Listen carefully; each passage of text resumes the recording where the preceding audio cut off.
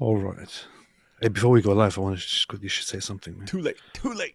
Oh, wait, wait, Too wait. late. Save that secret stuff for after, or share it with everyone. It's your call. But we've already started. But once again, you ruined my TikTok. Time to rock. I had to hurry because Adam here was saying, "Hurry up, David." Adam Baruch was saying, "Hurry up, David." You see? Hurry up, David. Hurry up, you Islamophobes. Hey, how's everyone? I didn't know this, but Ecamm changed all the controls again. I didn't even do an update or anything.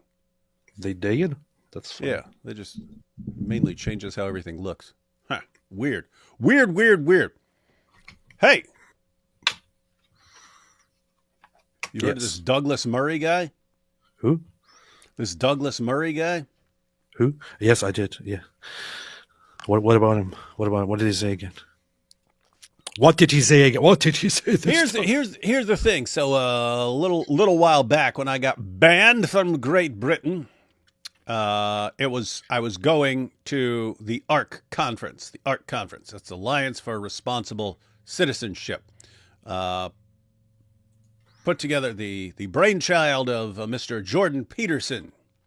Oh. And so, but they have this huge conference now, and they have all these different thought leaders and speakers and influencers and so on. And so, but here's what's interesting. So I've watched some of the speeches. The speeches are on their YouTube channel, the Art Conference YouTube channel. So I've been going through some of the speeches by Ayan Hirsi Ali and Oz Guinness and so on. I checked out the Constantine kissing one. Not sure who he's been kissing over there, but he was very happy. And the Douglas Murray one. What's interesting about people at the ARC conference is they seem pretty hopeful for the future. Like you've got a lot of people in Great Britain that think they're doomed. And they have all these guys. The tide is turning. The tide is turning. Things are changing. And I don't know. It's interesting. So not everyone is like you, AP. It's too late for everyone. It's too late for Europe and Great Britain. They're all doomed, and they will all be doomed to destruction forever. Well, I mean, I get it. It's and I sympathize with it because if you want to, if you want to have an audience, you have to kind of sell an idea, even if it's like a false hope. Yep. So you can tell people that there is still hope. Of course, we all know there is no hope. They are doomed. But I mean, I sympathize with the idea. Yeah. Yeah. So you gotta sell the idea. You gotta sell the idea. You gotta sell the idea of hope to Yes. keep your conference going. To keep your conference Yeah. going. You see. So anyway, with that said, Great Britain does suck pretty hard. To introduce this Douglas Murray speech we're going to go through, ladies and gentlemen. To introduce this Douglas Murray speech, we're going to go through a little clip here. Two clips actually. One, we're going to see the British police response to some old guy posting a message on Facebook that the government said is wrong and immoral, and this old guy must be confronted. And we'll see a completely different response with Keir Starmer's appearance for a delicious Ramadan fasting meal.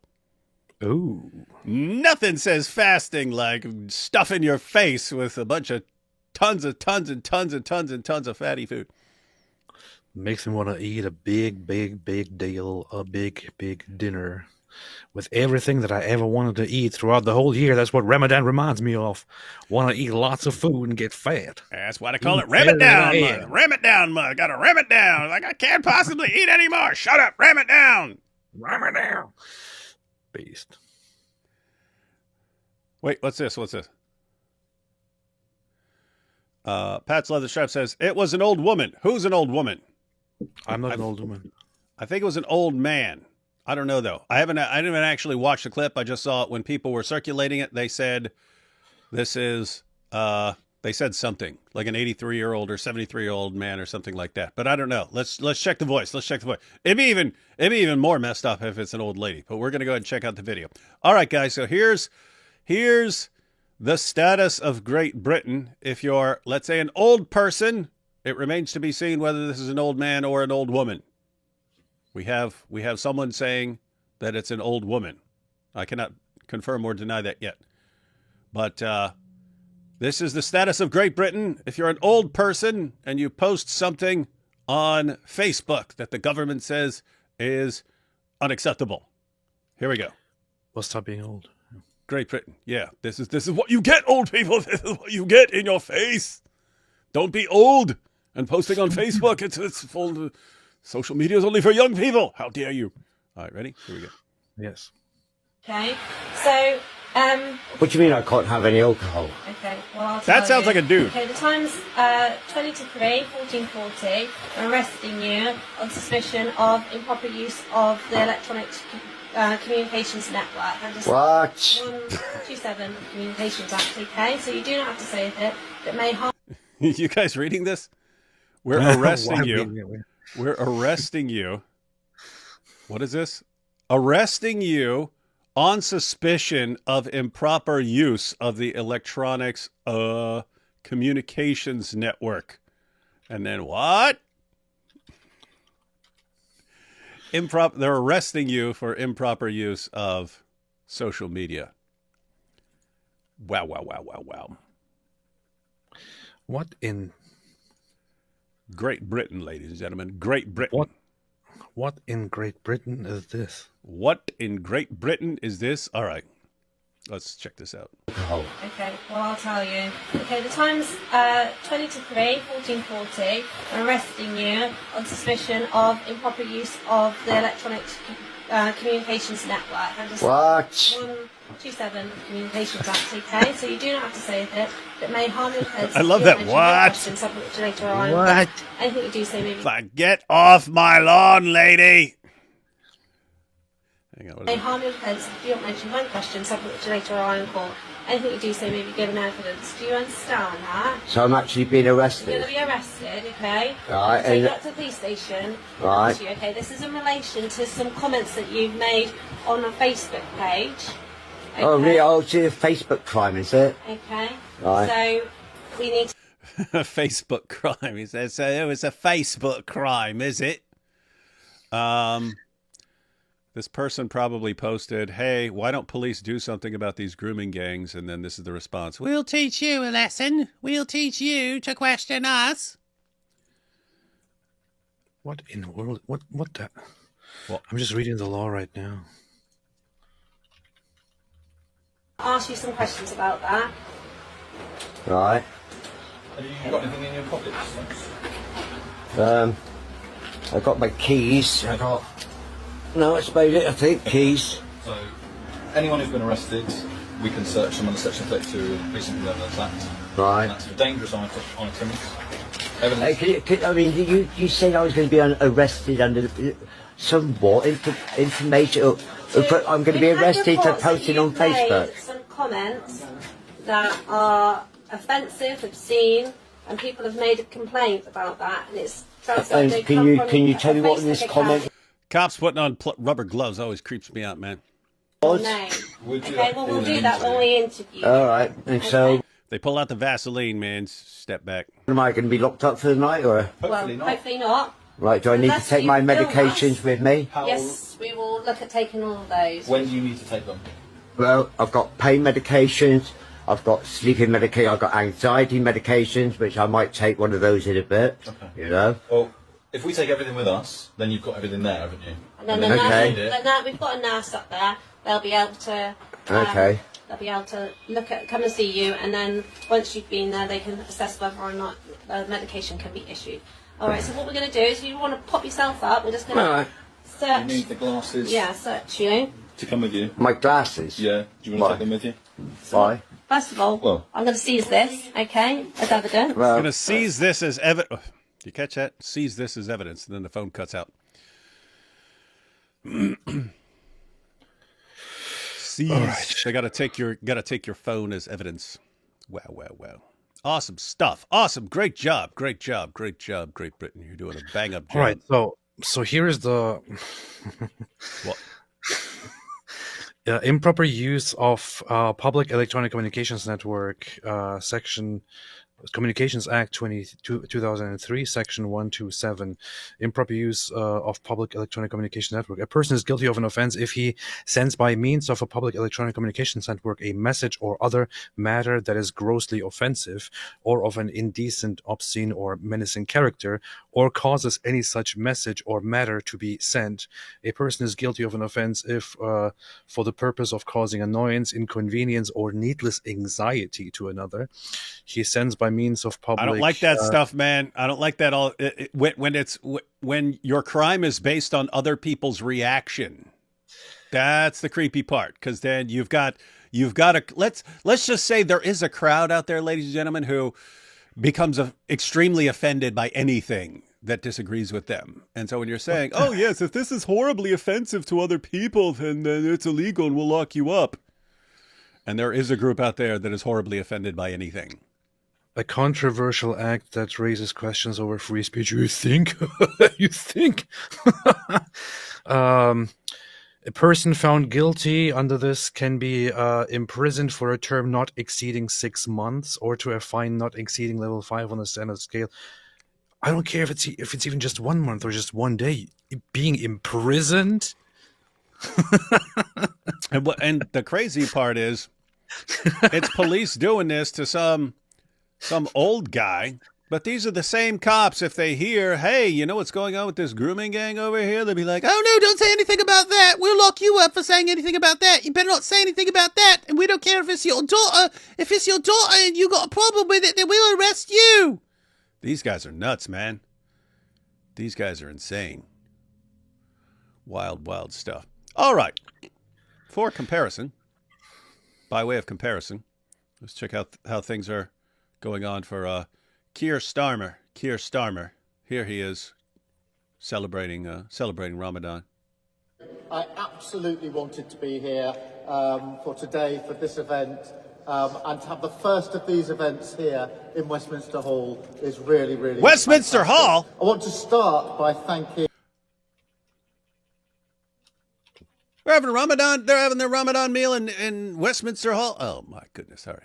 The speakers of both houses for hosting this event. I think that shows the strength of unity and also to the APPG, of course, on British Muslims for organising it. It's fantastic to be able to get so many people here together in such a symbolic way, in such a symbolic place. So it is absolutely fantastic to be with you as people gather in homes, in mosques and communities around the country during this special season. Come together in charity and service and welcome people of all.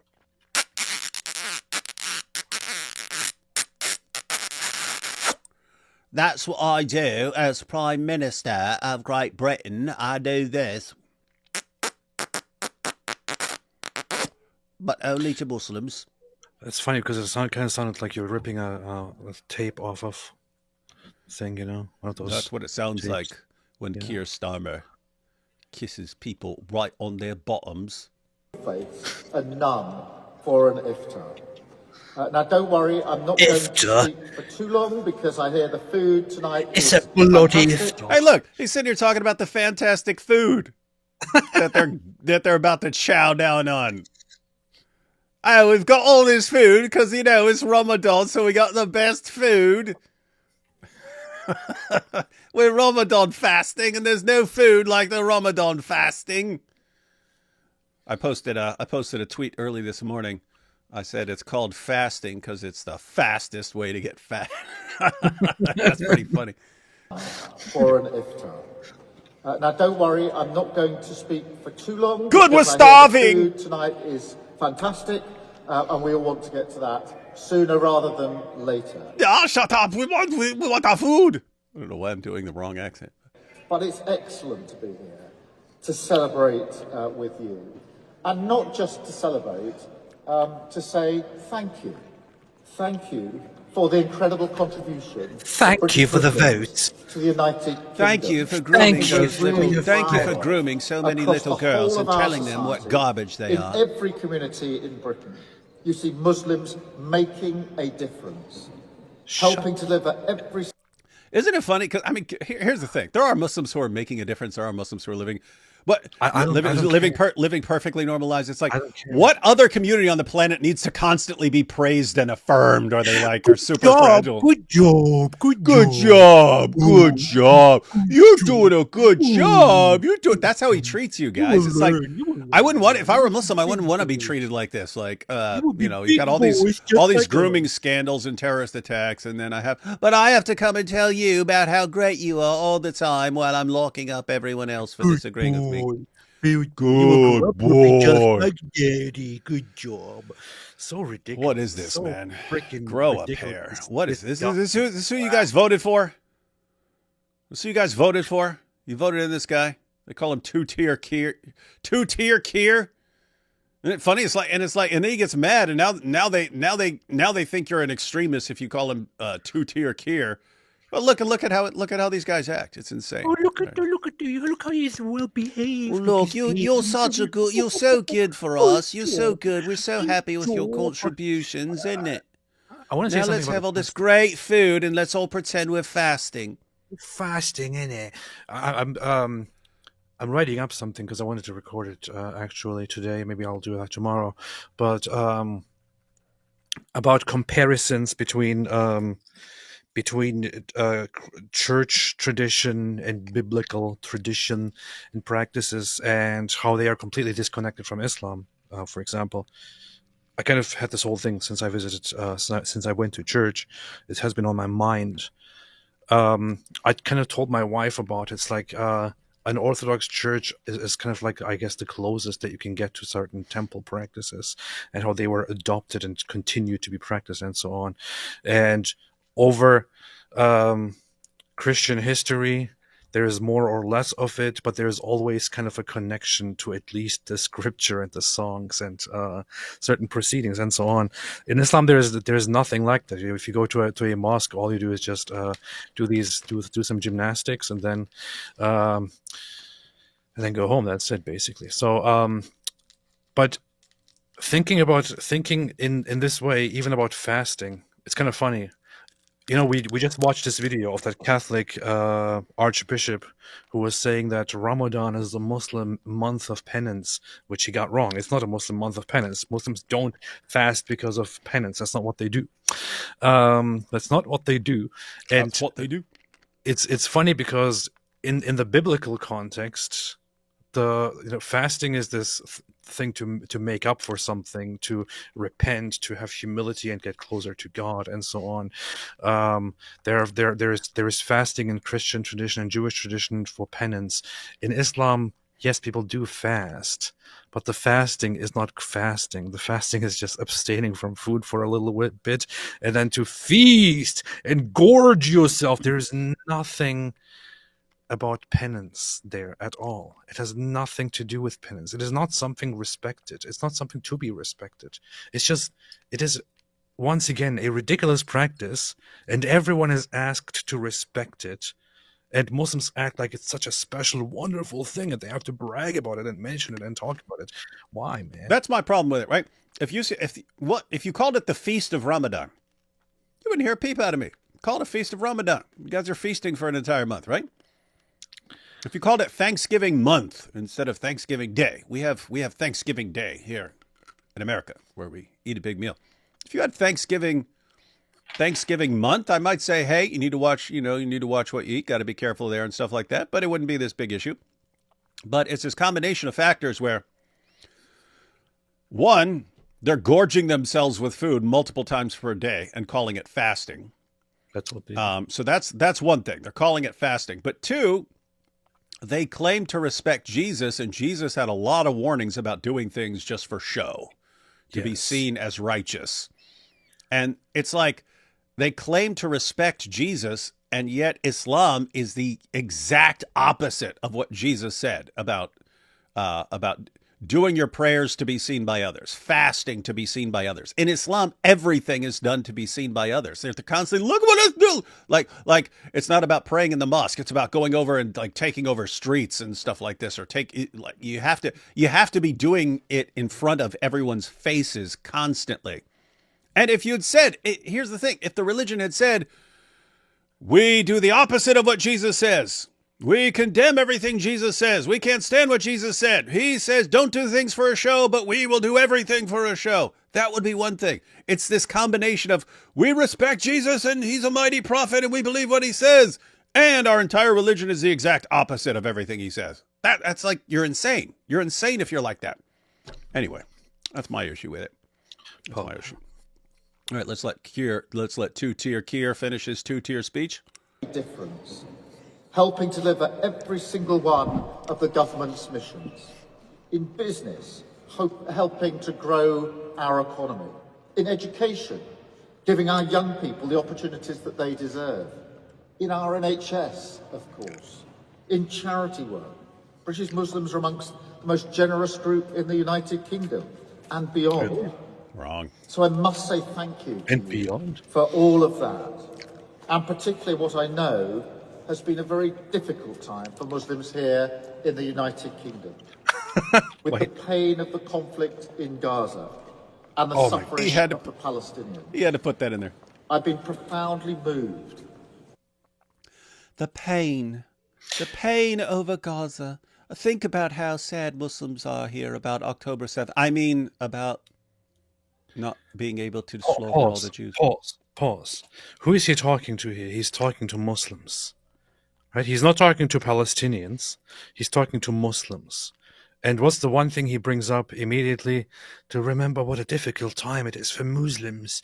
He brings up the war in Gaza. Do people talk to Christians left and right and say and we know what a difficult time it is right now, considering all the Christian persecution going on in Nigeria and in Egypt. Just in Egypt, a woman has been kidnapped and raped, and the community has been told to be quiet about it. Of course, people don't do that. They don't. If he were like that with other groups, including Christians, he'd be one tier Keir.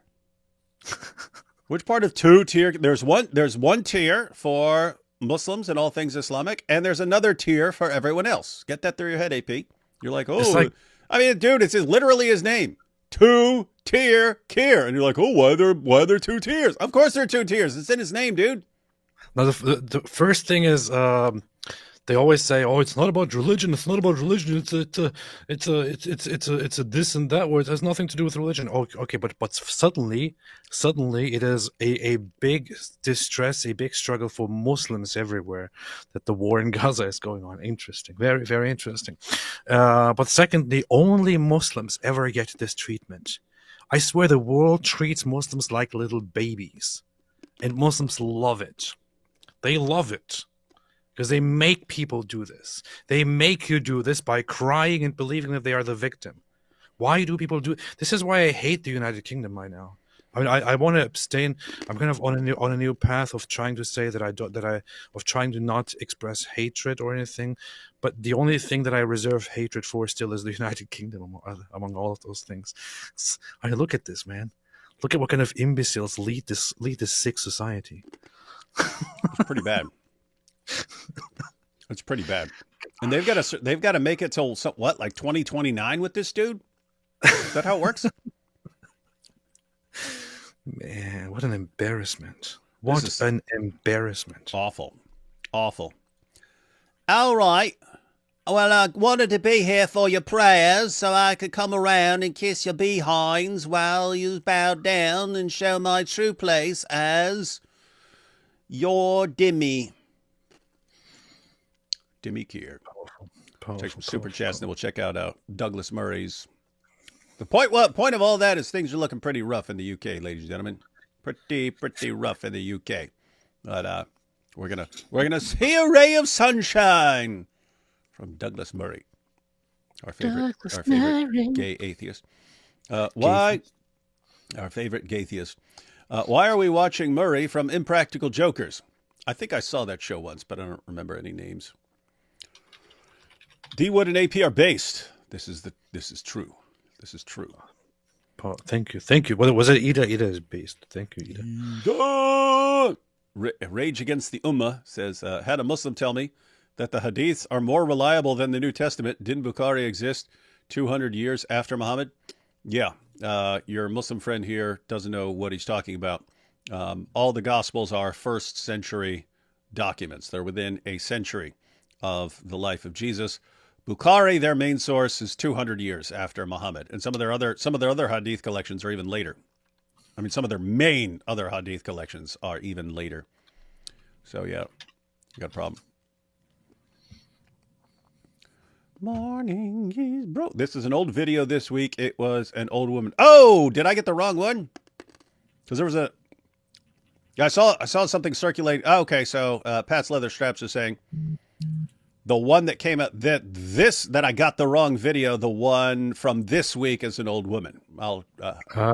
I will want additional confirmation of that, but that is entirely possible. I saw things circulating, and then I grabbed a video from someone who shared it, but I could have grabbed the wrong one. But even so, it would have been like that. That would have been from a couple months ago or something like that. So here's the thing. Apparently, so what constitutes grossly offensive speech or grossly offensive content for which you can be prosecuted under this act in the UK, anything that can be perceived or that would be perceived as very likely causing serious distress and serious harm by, for example, downplaying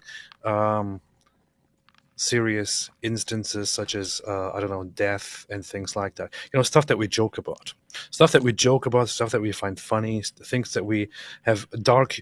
There is a whole genre of humor about this, of jokes of comedy about this. It's called dark humor.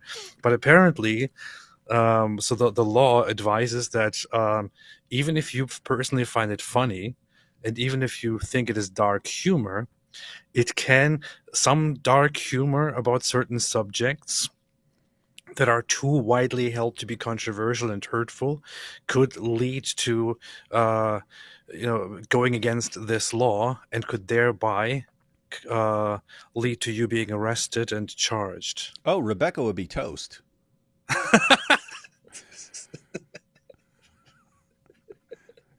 That's true. She'd be in all kinds of trouble, man. That's true. Oh, yeah. So, yeah. My issue with these with rules like this is always if you're making laws about, you need to be very clear on what you do, on how what you do is a crime. When you base a crime, at least in part, on other people's reactions to it, that's pretty creepy stuff. It encourages people to flip out and throw tantrums over stuff, and then to get you arrested. That's what they do. Hey, have you guys ever heard of Bob from Speaker's Corner? And would you guys? Who's that? No, shout out to Bob. Bob is awesome. Yeah, we all know Bob. We're friends with Bob. We've been on with Bob, and I've been at a conference with Bob last year. Was going to be at a conference with Bob this year. But if you're in the UK, they will have a conference this year at some point. Those are all the details I can give you.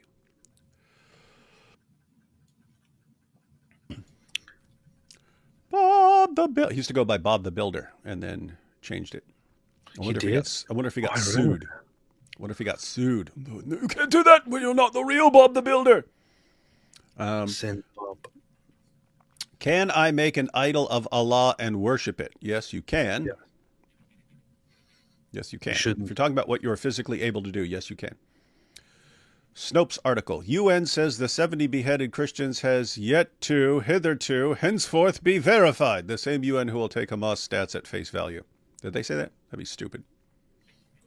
But the UN's pretty stupid. Not very based at all. My atheist friend was so impressed with my Muslim friend that he said, has anyone ever told you that you're literally a prophet? And it was so funny. Yeah, that's good. Definitely say that. And I'm proud to be an American, where at least I know I won't be arrested for saying something on Facebook, at least for now. Hopefully, maybe, I don't know. Guess I won't be going to the UK anytime soon. They wouldn't like some of my recent Twitter or Reddit activity. I'm too Islamophobic for them. Yep.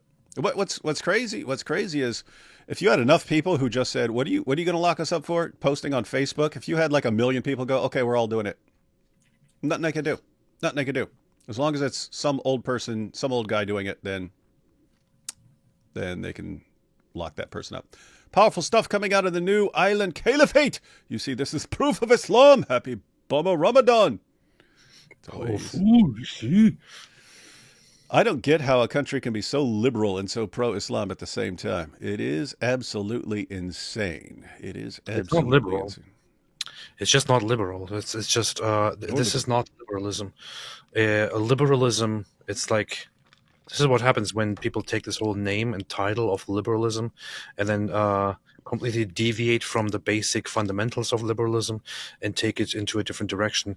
If it was liberalism, you shouldn't have a system where you actively suppress people's right to speak and offend others. This would go against a very famous idea within liberalism, which would be free speech, which would be that people should be able to say whatever they want unless they directly incite or their words directly lead to actual harm to other people, so infringe upon other people's rights. If you violate these things, you are no longer following the idea of liberalism. You're violating. You're talking about classical liberalism here, and I'm going to say on behalf of all Americans everywhere, we are not going to be lectured by a freaking German Turkish dude who's half wolf about liberalism. Yes. Everything you say is colored through your German Turkish goggles you wear. This new liberalism is just a complete violation of everything that liberalism actually stands for. It's a reversal of many of its core principles. It's so ridiculous. It goes into an authoritarian direction in many ways, not just in the economic ways, also in the social, in pretty much any way. It's such a clown show. It is pretty pathetic. What dirt do Muslims in UK have on Starmer? That's what lots of people found out. You don't need a ton of dirt. You just need to wire a population, or at least important people in that population, with hey, we'll shower you with praise if you do what we want, and we'll shower you with abuse and charges of Islamophobia if you do something we don't like, and if you have weak-minded, soft target people like Keir Starmer, you can program them. You can program their behavior over time, and eventually they'll be groveling at your feet because that's what gets them praised by you. And so you're stuck with it. I wouldn't be surprised if the UK changed "God Save the King" to "Allah Save the Sultan." That would be funny. That's what they do. Why does Europe want to be gay for Islam so much? It pisses me off beyond belief. What in this stupidity is going on? Yet Muslims still cry like babies talking about how mistreated they are. Yeah, and that's what Keir was saying. I mean, think about this.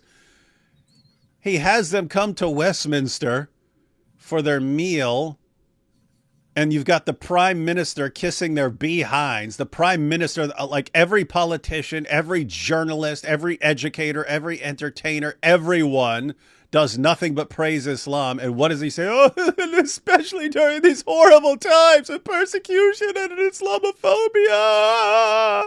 You poor people. The entire nation could be groveling at their feet, and they'd still be going, "We're victims. Look at us. We're victims." Not a strong culture. Have a good Ash Wednesday and start of Lent, UK. Hey, my name is Momo. I'm a bit homo, but that's okay because Dia is also gay. By the way, I hope you're fine. Bring me Aisha when she's still 9. Surah 33 verses 74 to 75. Before a goat ate them. Yep. Goat ate those verses. Why do these leaders actively want to destroy their nations? I do not understand the psychology, and it makes me want to scream into a pillow. Because that's what they do. That's what they do, and I have to say, enough people voted for him. I saw the argument morality being subjective is a fact because people disagree on it. I thought this was a fallacy like a liar's paradox where subjective morality cannot be a fact if subjective thoughts. Well, saying that something is subjective because people disagree on it would be stupid, right? Like if I say 2 + 2 is 4 and you say no, 2 + 2 is 5, then we disagree on it. That does not mean it's subjective and it's just whatever we believe, right? You have to go. The issue you're talking about is meta-ethics. Basically, if there is a foundation that makes certain moral claims true, or that makes moral, if there are moral facts, if there's something that makes moral facts, then morality isn't subjective. If there is no foundation for it and it's all just feelings or how you've been raised or something like that, then it's a different story. But yeah, what you don't say is people disagree on it, therefore it's subjective, because that would be embarrassingly stupid. So tell your friend that he's really dumb. Super sticker. We had a pair character. Show us. Come on, Ecamm. Show us the super stickers. Show me. I'm going to vomit from all this kissing. Yeah, people are pretty bad. It is pretty terrible. I'm an old person. I'm willing to be arrested for listening to you two problematic dear boys. Thank you for being a hilarious voice of reason. That's what we do. Thank you. That's what we do. Ramadan equals intermittent feasting with jihad in between. Intermittent feasting. Intermittent feasting with jihad in between. That's true. I don't care for Europe. I'm an American because I'm an American. I don't care. I'm going to add a cuz there. I don't care for Europe because I'm an American. What has Europe done for us? We had to save them twice from themselves. Good riddance. If it wasn't for us, they'd all be speaking German. If it wasn't for us, what would they be but the smallest province in the Russian Empire? Good riddance. Guys, a little cash, but much love. Thank you. We'll take all the love. Thank you. Devin said, when I said Tate wasn't a trafficker, I meant legally, not ontologically, David. What? What's the point of that? He said legally, not ontologically. What's the point of that? So he's ontologically a trafficker, but legally has not been verified in a court of law. Point was not allow governments act as if someone is guilty before they formally are. AP, I'm a constitutional admin lawyer. I'm very learned on due process. You are. Philosophy degree here too. God bless. Yeah, it just doesn't work like that, Devin. When you lock people, if someone is accused of murder and there's credible evidence, what do? They lock the person up even before the trial. Unless Tate has just been lying all along about everything he's done and somehow came up with there ended up being all these people to confirm, yes, he was doing that stuff to us. Unless he's making it all up and they're making it all up and there's just a ton of people making all this up, this dude is guilty. It's just a matter of how much is he guilty of? That's the question. So if he's guilty of a bunch of extreme stuff, here's what you have. If he's guilty of a bunch of extreme stuff, like raping a minor, sex trafficking a minor, and things like that, and he's a dude, remember, we haven't really been covering Tate for a long time, but if you remember, this is a guy who bragged about having 8 different passports and stuff so he could always run, and how he would flee one country and go to another country based on the level of corruption in the government. That way he could always bribe his way out of things. That's a sort of person you'd want to say, we need to keep close tabs on him. Whether he's under arrest or he's under house arrest or judicial control or whatever it is, you need to be keeping an eye on that person, not letting him tour the world. If you're gonna say, here are all the charges against this guy and we have piles and piles of evidence, oh yeah, let's let him go on a world tour, then basically you're saying, then until someone has been proven guilty, they should never be thrown in jail or anything like that. If you've murdered 10 people and you're just running around murdering people, then you haven't been convicted, so don't lock the person up.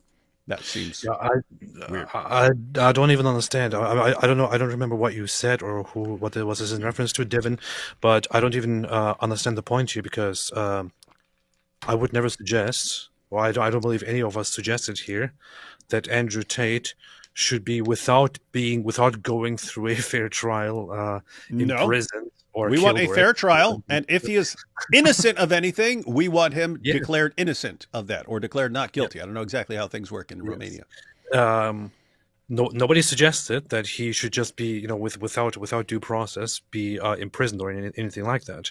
No, I know for a fact that he is a sex trafficker by definition, by the UN definition, as we understand, he is a sex trafficker. He's also a rapist, as it seems, by his own admission and the records on record and so on. Serial abuser of women. Nobody here is suggesting that he has been legally convicted of being either of those things. He's still under investigation for both of these, and nobody has suggested that he should receive a sentence immediately without trial for these things. Nobody is making such a suggestion. However, I can definitely say I am all in favor of the United States detaining this person and also starting an investigation here on behalf of the United States. Which, Yeah, by isn't that the way, happening? happened today. Yes, it actually happened. Yeah, Florida. DeSantis said that he will instruct such a process to start immediately because he personally he doesn't want somebody like that to be here in Florida freely. And they actually just announced that they started an investigation into Andrew Tate and Kristen Tate, and Florida issued a warrant. So good luck with that. But yeah, nothing we said here contradicts with the law. Hey. What? Oh, people are pointing out that you've got a Trump speech now. What is this? What is this speech?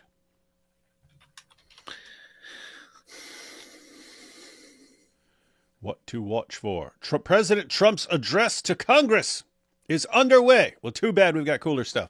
We might want to cover this if anything interesting is said. We'll see. I give the best speeches. I give the best speeches. They're the most based.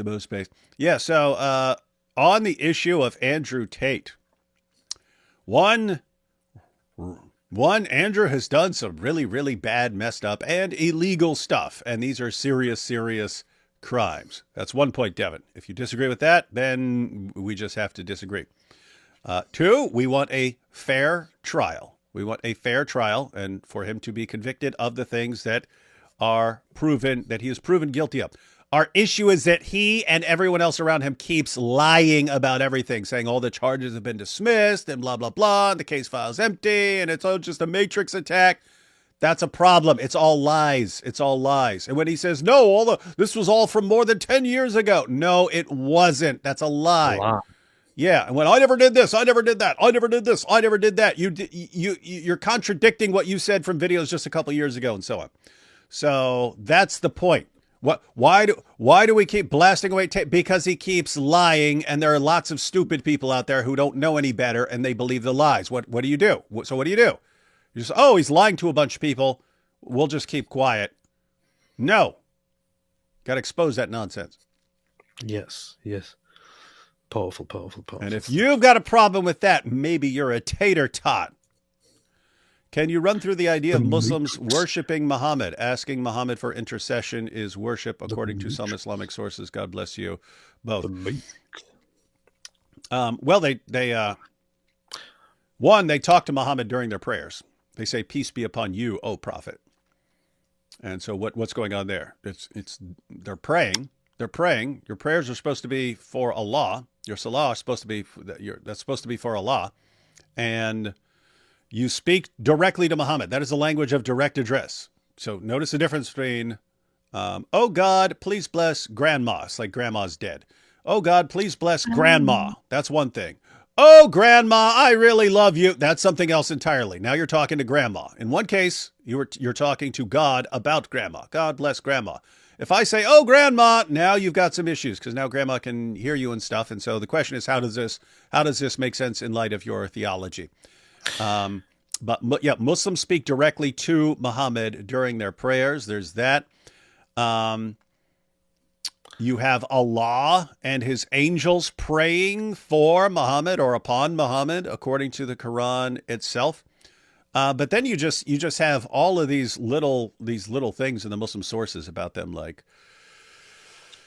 being obsessed with gathering his bodily fluids and stuff like this, and drinking his blood and all kinds of weird stuff. That is, let's just say, things that are not how you would treat an ordinary human being. Especially Dick, he enjoyed a lot of that, I would say. Yeah, Diha had a lot of fluid issues with Muhammad. What's wrong with you, man?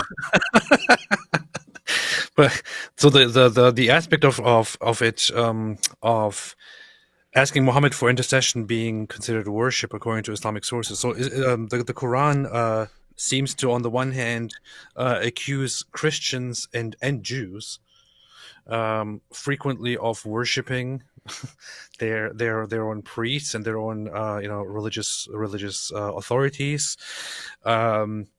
Some Muslims bring this whole explanation when the whole Mary issue is brought up. So when it says that when it says and he will ask Jesus, did you tell the people take me and my mother as gods besides Allah?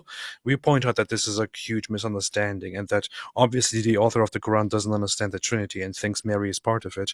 And Muslims then say, no, this means it's because of the veneration of Mary. This is called worship. This is what the Quran is saying. Well, by the same standard, the way Muslims treat Muhammad would also be pretty much worship. Yep. And among traditionalist Muslims, the Salafis and others, there is some condemnation and objection to how Muslims have historically treated Muhammad, because historically Muslims, especially the Sufis and others, have had this whole thing for Muhammad, like, oh yeah, Muhammad, help us when we die in the afterlife, and so on. And they say that this is equal to worshipping Muhammad, and this is kufr, and makes you a disbeliever. But the same people just don't have any objection to doing their daily prayers, their salahs, and just speaking to Muhammad directly, and so on. It is all a giant mess. It is, in fact, a big, giant mess. And along the lines of what you're referring to there, it's interesting because we've pointed this out before, but Muhammad gave a definition of worship that makes it pretty indisputable that his followers today are worshiping him. So you have in Surah 9, so you got Surah 9, verse 29, fight those who do not believe in Allah, and so on. And then it gives the explanation for why we need to be fought. And so 9:30, that's where Jews call Ezra the son of Allah and Christians call Jesus the son of Allah, and so on. But then it goes on and it says that Jews and Christians take their priests and rabbis as lords in derogation of Allah. And we got the historical background of that. There was a Christian who challenged Muhammad on that and says, what are you talking about? I think it was a convert. I have to read that again. But he said, hey, what are you talking about? They don't worship their priests and rabbis.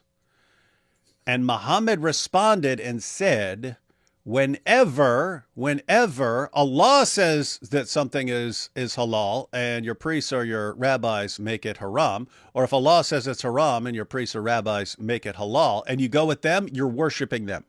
Why is that relevant? Well, we've got entire videos by people like Muhammad Hijab saying, according to the Quran, sex with a 5-year-old would be halal. But you find out from Muhammad, if you apply Muhammad's harm principle in this weird fashion and so on, then you find out that it's haram. It's like, wait a minute. What did you just do? Allah says it's halal. Muhammad says it's haram. What is that? According to Muhammad, that's worship.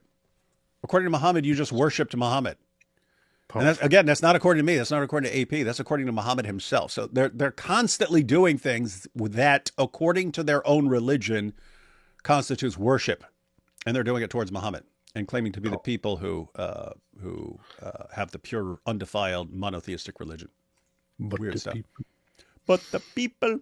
I agree. It is important to deal with Islam, but creating an AFD laissez-faire nightmare is not an appropriate response. How do you respond to that, AP? Well, you should stick to LSD. Yeah. Stick to what you're good at. Doing LSD, apparently. Why are you answering LSD? What's your, like? That's what you deal with. Do you have a problem with ACE? ASD, LSD, AFD? I don't know. None of it makes sense. You are going to be answering LDS. You are going to be stuck with these problems where you're like, oh, I have a problem with Islam, but the people who would actually do something about that problem, they're messed up because of this, and therefore I'd rather be subjugated by Islam. Look, And I'm not saying um, you prefer one or the other. I'm saying sometimes you're going to be stuck with some messed up alternatives. that's what they do. Uh-huh. I said before that there are definitely things that are part of certain parties like the AfD, which I don't agree with. It's also a basically catch-all alternative anti-immigration and anti-Islam party. The thing is, I personally consider it kind of necessary at this point to support a party like that because despite the fact that there might be things about the party and about such parties that might be problematic and that I might in the long run not consider worthy supporting, they are at least the ones who do something about this. Would I rather have an alternative that messes things up in a way, or would I just continue? Would I rather just continue with these softies that just sell out the country and let them rape your kids? And just let the Islamists take over, who by now announced that they want to lead the Western nations within the next 50 years. I would rather go with those who want to change that, and may not be perfect. In your face. AP, you are talking about Scottish liberalism. Scottish liberalism. European liberalism always reaches this point. European. No, European. Eric says, could you explain the Islamic principles of permissible deception, taqiyya, tawriya, kitman, and maruna? How much default deception would you say is at work in Muslim, non-Muslim interactions? Normally, Eric, I just go with what the clear passages you have in the Quran and the Hadith. So you have deception, where if someone is going to harm you or persecute you or something like that because of your belief in Islam or because of your belief in your sect of Islam, that you can lie about that. No, I'm not a Muslim. No, I don't believe in Muhammad. I don't believe any of that stuff. What a bunch of nonsense. You could say that as a Muslim if it's to protect yourself. But you'll have Muslims who say that that's the only form of it. One, you'll have Sunnis who say no, that's a Shia practice. Nonsense. It's straight out of the Quran. It's straight out of the Sunni sources as well. Sure. Shias had to use it more because Shias were the minority. So Shias had to use it against Sunnis. They say, hey, are you a Shia? No, I'm not. Okay, curse Ali then. And they could do stuff like that if they needed to, or his sons or something like that. So you have that, but you'll have Muslims who say, no, it's just in cases where your life is in danger from people who are persecuting you for being a Muslim or something like that. No, think about Surah 3, verse 28, where it says, don't be friends with the disbelievers unless it's to guard yourselves from them. This isn't saying anything about these guys wanting to kill you because you're Muslim. It's about you not being friendly to people. It's saying don't be friends with these people unless you not being friends with them and you letting them know what you actually want to do, that you plan to subjugate them and so on. If that's going to set them against you and you're a minority, well, don't tell them about that stuff. Pretend to be friendly. So you can pretend to be friendly. And so that's the problem when you're talking about non-Muslim and non-Muslim interactions. If a Muslim is genuinely peaceful, genuinely doesn't want to subjugate the world, genuinely doesn't want to harm you at all, genuinely just wants to live a normal life and so on, what's he going to say? Well, he's going to say that's what he believes. If he wants to subjugate you, but he knows that he's a minority in society and can't do it right now, what's he going to say? He's going to say the exact same thing the actually peaceful Muslim says. And that's kind of the problem with Muslim and non-Muslim interactions. The one who wants to subjugate you will say the exact same thing as the one who doesn't want to subjugate you. And so it becomes very difficult to figure out who you should believe. Rough stuff. Rough stuff. You don't know anything. What are you talking about? To be fair, Muslims are the most persecuted group on this awesome channel. That's funny. Two-tier Kier was applying ice cream to their burns from proves he watches you. Yes. Yeah, we'll pull a Muhammad Hijab. We know you're watching us. I'm a Christian student at University of Michigan Dearborn, wondering if either of you plan on visiting Dearborn anytime soon or in the future. Love both of you guys. Y'all have been a huge help for my apologetics club on campus. Oh, thanks. I'm sure I'll be back in Dearborn at some point because I've been there like 20 times. But yeah, I don't have anything scheduled in the near future. Maybe tomorrow. Maybe tomorrow we'll just show up. If I were to draw a basic stick figure and name the figure Muhammad, would this be enough for the followers of the religion of peace to harm me? Yeah, Molly Norris. Remember Molly Norris when she called for an Everybody Draw Muhammad Day? She drew a teacup. And the teacup, she put a little speech bubble, and the teacup was saying, I'm Muhammad. And that was enough for her to get a death sentence. She's been in hiding ever since. So yes, something small. With that said, probably nothing's going to happen because a bunch of people are doing it now. We should go to the UK and get offended whenever Muhammad Hijab posts something. Yeah, keep in mind what a problem this is. You got, hey, you very old person, you posted something offensive. Meanwhile, you got Ali Dawa and stuff posting on YouTube. On YouTube that he wants to kill apostates. Well, he wants to watch as apostates are being killed. And that's fine. Like, that's what I don't get. How is saying, hey, I got a problem with this? That's a hate crime. You need to get locked up. But calling for people to actually be executed for their beliefs, that's fine, as long as you're Muslim. What's the problem? And that people can't figure out why they call this two-tier Kier, and you have to be an extremist to spot this issue. What's the problem? What's the problem then? Let's see what we got here. Devin again says, unfortunately, Tate is a U.S.-born American citizen not subject to blocks by state officials for movement. If you want to discuss what is lawful and not, I'd invite both of you to... You don't seem like...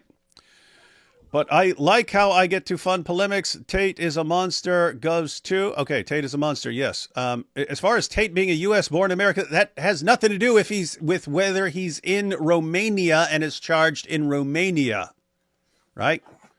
If I go to China right now and I commit a bunch of crimes, that means they have to say, oh, well, he's an American citizen. He gets to freely move around as much as he wants. No. And again, I don't even know what you're responding to, Devin. We're saying we have a problem because he's a compulsive liar and he keeps lying to tons and tons of people who keep buying his lies. And he goes on these big shows with these big platforms and they help him lie. What are you objecting to here? If he lies and we know it's a lie and we can prove that it's a lie, are you saying we should just what are you even responding to? We can't figure it out. It might be a reference to saying that what was that? That Florida just started an investigation and so on. But yeah, whatever. Yeah. I don't care as long as the legal procedure. As long as the legal procedure continues. I saw this report by somebody who said what was it? Breaking Florida Attorney General executes search warrants against Andrew and Tristan Tate. I thought you were about to say executes Andrew Tate. Now it's going to be what? No, now I'm going to be agreeing with Devin. He should not have been executed without a fair trial. No, I read Florida Attorney General executes and saw Andrew Tate and I got excited for a second, but then apparently, too bad. It's just execute search warrants. But that's what's going on right now. I mean, I wish him good luck, and I think that somebody like Andrew Tate and Tristan Tate should be definitely prosecuted and not let go because they are obviously guilty. That's it. That said, I'm not saying that they should be treated unlawfully. Nope. And here's the wild thing. What's that? 3 countries now where he's being investigated for human trafficking? And he's got like arrest warrants in 2 he's got the Romania where he's actually going to trial, and then he's got I think an arrest warrant or an extradition or something like that from the UK, and now they're investigating him in the US as soon as he got here. Yeah, so now he is under criminal investigation in the US. He has an arrest warrant and extradition affirmed in the UK, and he's technically still under arrest in Romania and has to go back by the end of this month. Yeah. Isn't that interesting? He says he's going to go back, but that's interesting, isn't it? Yeah. If I were him, it would be smart to go back, because if they're going to keep dragging their feet as far as the actual trial, you want to be able to say, look, guys, you let me go before and I came back. So let me go again. Let me go again. You know I'm going to come back. It's in his best interest to be. And then what do you need to do? You need to get to Dubai or something like that. So, hey, you let me go to the U.S. and then I came back. And so now I'm just going to do a quick little trip to Dubai. Powerful. Tate is trash. Some of the boys in my youth group were following him for a time, and I told him, not good. I've been inspired by you two. I'm starting a YouTube channel focusing on apologetics. Nice. Yeah, Tate is just a rapist, but other than that, I don't know. Yeah. Is urinating upon the Quran considered desecration if it's on fire to put out the flames? Sounds like the real Islamic dilemma. Thought I would ask the experts on Quran desecration. No, this is why you can always set the Quran on fire and then pee on it. Yeah. It's pretty straightforward. So yeah, you could quote us on that, sir. You could quote us on that. Well, powerful. There's a video by Turkish news company about a London cop converting to Islam. It's called London Policeman in Edgware Road Converts to Islam. His name is PC Paul. PC Paul sounds that sounds perfect. PC Paul. Yeah. I'm PC Paul. Sorry about Romania. Sorry, not about Romania, just Florida. Oh, I have zero clue what's going on in Romania. Like, my knowledge is just like I saw the same little trending thing that AP said. I fully support you guys focusing on him. He's a huge danger. Okay, David, I could probably get you into Crapnida if you ever sadly wanted to come. I can't think of a situation where I want to come to Canada. Admin law issues for convicts of moral turpitude. Yeah, I know. I realized that when they had me escorted through the airport with a guy with a machine gun.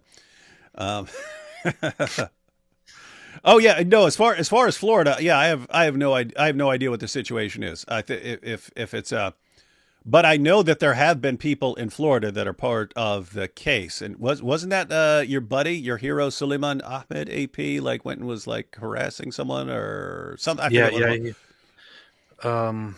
Yeah, it was Andrew Tate hired him to go and find dirt on somebody. Yeah, something like that. And I think that was in Florida. That's why I'm wondering if that's why they're jumping on it. So yeah, it's it's a situation where, as far as the Romania charges are concerned, what all the U.S. should be doing as far as those charges are concerned is making sure that Tate gets back by the time he's supposed to be back by. But if there's stuff that he's done in the U.S.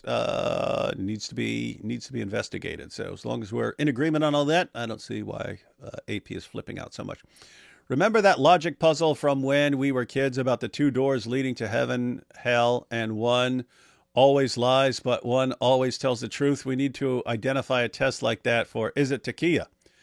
Yeah, we do need some sort of test. Oh, matter of fact, that'd be a funny video. How to tell if a Muslim is practicing taqiyya. It must be nice to be wanted. Yep. Tate is wanted in multiple countries. Does Allah say in Quran, I am God, in those exact words in first person? Does Jibreel say I'm an angel sent by Allah? Is this the word of Allah?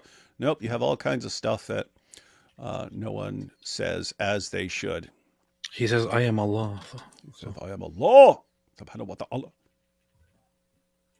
He even says that he even bears witness. So he's a devout Muslim. Because Muslims worship me. There's no deity except me. Worship me. That's what he says.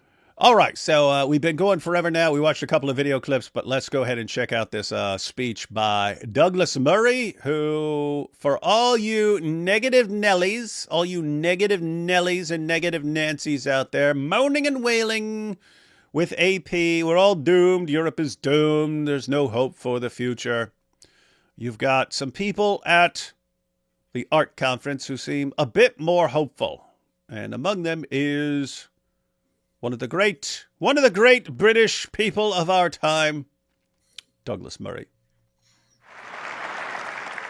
Thank you. You're welcome. Thank you and good morning.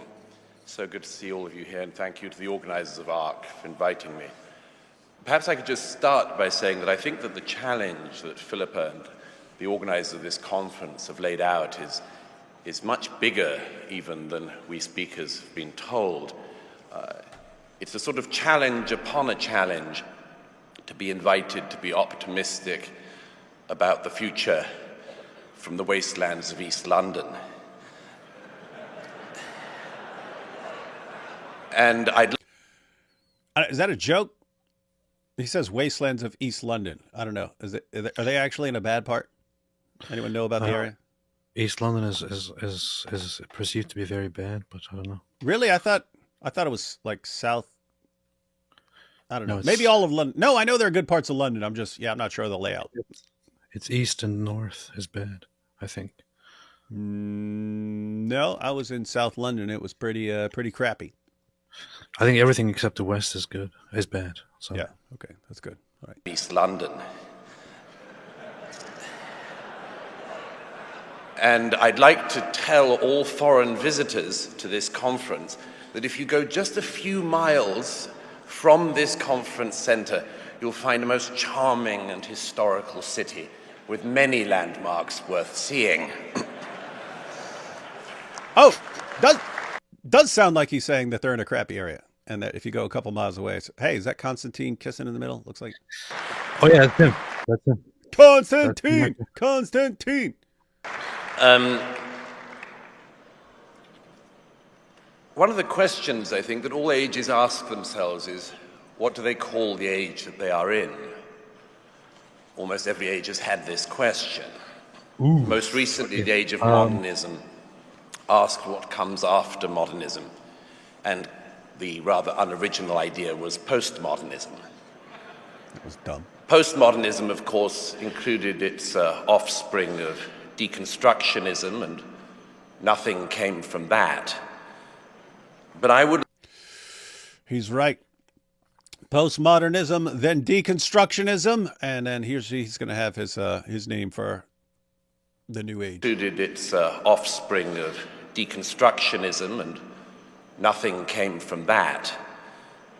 But I would like to suggest a name for the age that we should be in, and the age that this conference can help bring in, the age of Reconstruction. We should be the Reconstructionists. The deconstructionists knew something about how to take... What are you complaining about? That already exists. What, the age of Reconstruction? Well, Reconstructionism. Isn't that already a thing? A movement?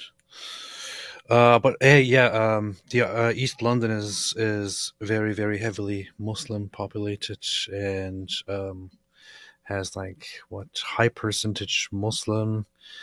So it must be the most peaceful, wonderful place on earth. 2021, 32% of East London identified as Christians, 30% as Muslim. Jeez.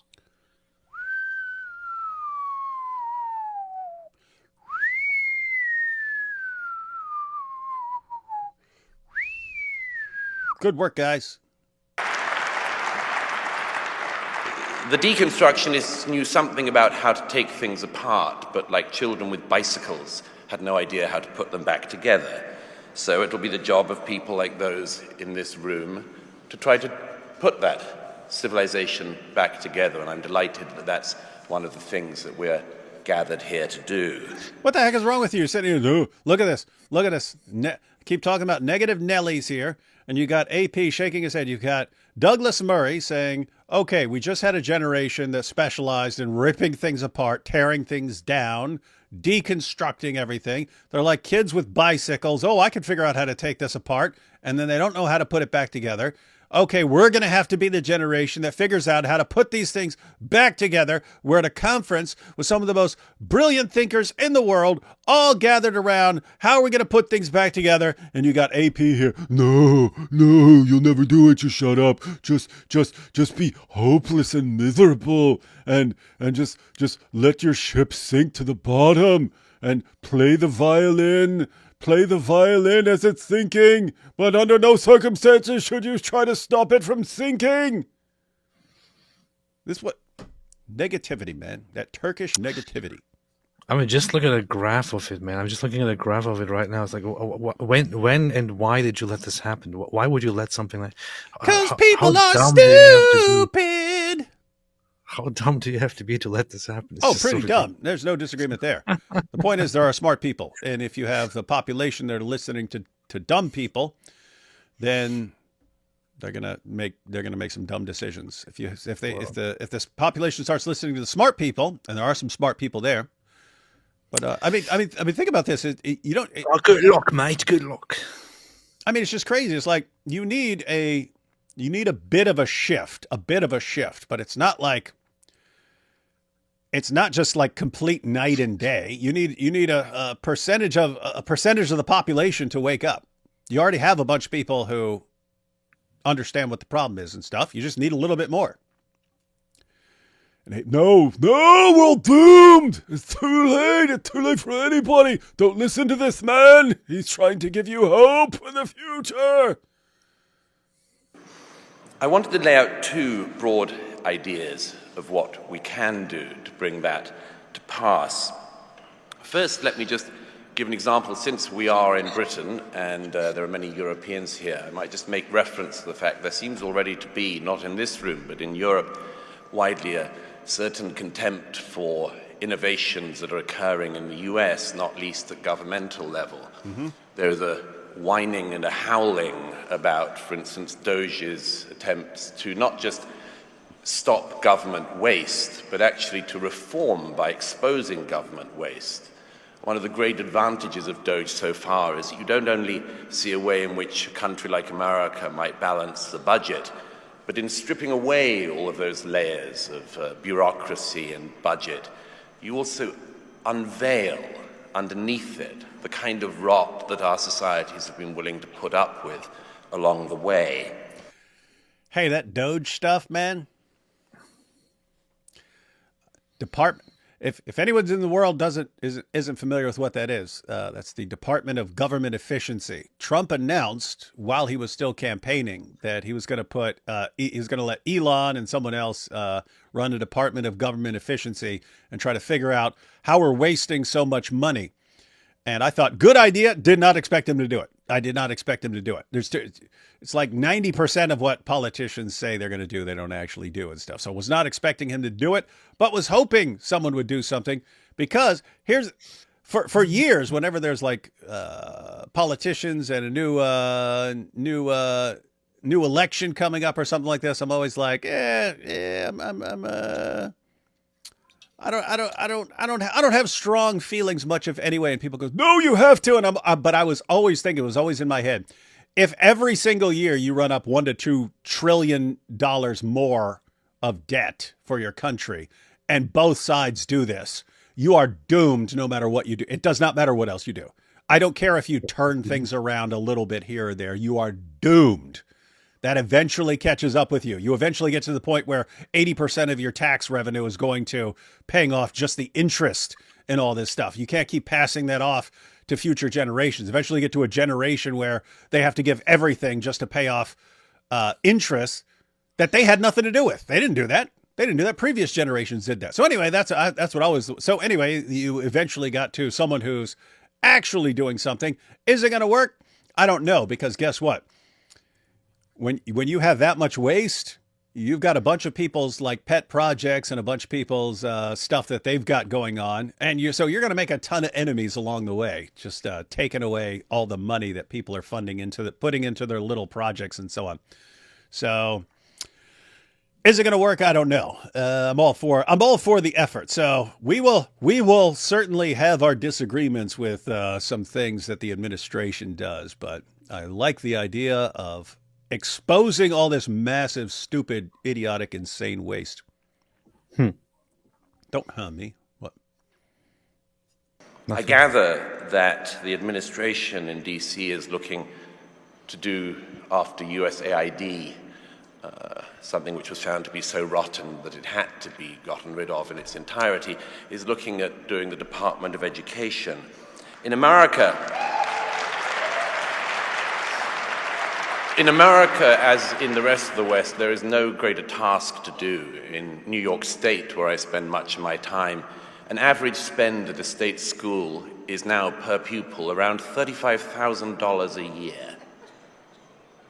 For that sum, K through 12 students finish with only just about half of them with basic literacy and half with basic numeracy. You guys catching that? The cost of a year of just regular school for a child is about $35,000 that is being spent on that child's year of school.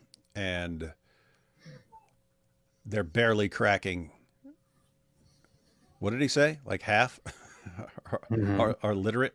Some K through 12 students finish with only just about half of them with basic literacy and half with basic numeracy. So nobody can tell us that money is the problem. Money is not the problem. You could keep throwing money at this problem and you can still create more and more illiterates. So I just wanted to mention briefly the two things I think that can be looked at. The first is, of course, innovation. Again, for those of us in Europe and in Britain, there's an enormous amount to learn. Rather than to scorn the American experience. There are reasons why so many of the unicorn startups are from America, why disproportionately they're still from America. There must be something that they're doing right. In this country, we still have a situation where 1 in 5 of the working age population simply do not work, and we, the rest of the taxpayers, subsidize those people not to work. And this seems to me to be a great national scandal, but still something which our governments don't care to address. He did point out, yeah, he did. It was interesting that he's pointing out that Europeans are flipping out over what's going on in America. I understand the specific things like with like Putin or something like that massively affects that's something that will affect Europe, and so I understand them being concerned about that. But they've got leaders over there who are throwing tantrums about everything. And it's like, what are you throwing tantrum? Like what? Like what? Yeah, I mean, is it what? I mean, because it's things like Doge, right? I mean, we find out that USAID, the money is just going to all these like completely insane causes. And so we're saying, hey, just cancel the entire thing. And you have leaders around the world like losing their minds over this stuff. Oh my goodness, how can you not spend $50 million for condoms and guns? Oh my goodness, how dare you? Anyway, weird stuff. To my mind, one of the great explanations for this disparity in innovation between Europe and America is a very simple question. It's our attitude towards risk. The idea in America remains that life is indeed risky, that success is risky. And in much of the rest of the West, we've fallen into a kind of complacency, which is a sort of welfarism. When I returned to the UK recently, I discovered that the great debate in the UK was about how to kill the elderly more efficiently. And I was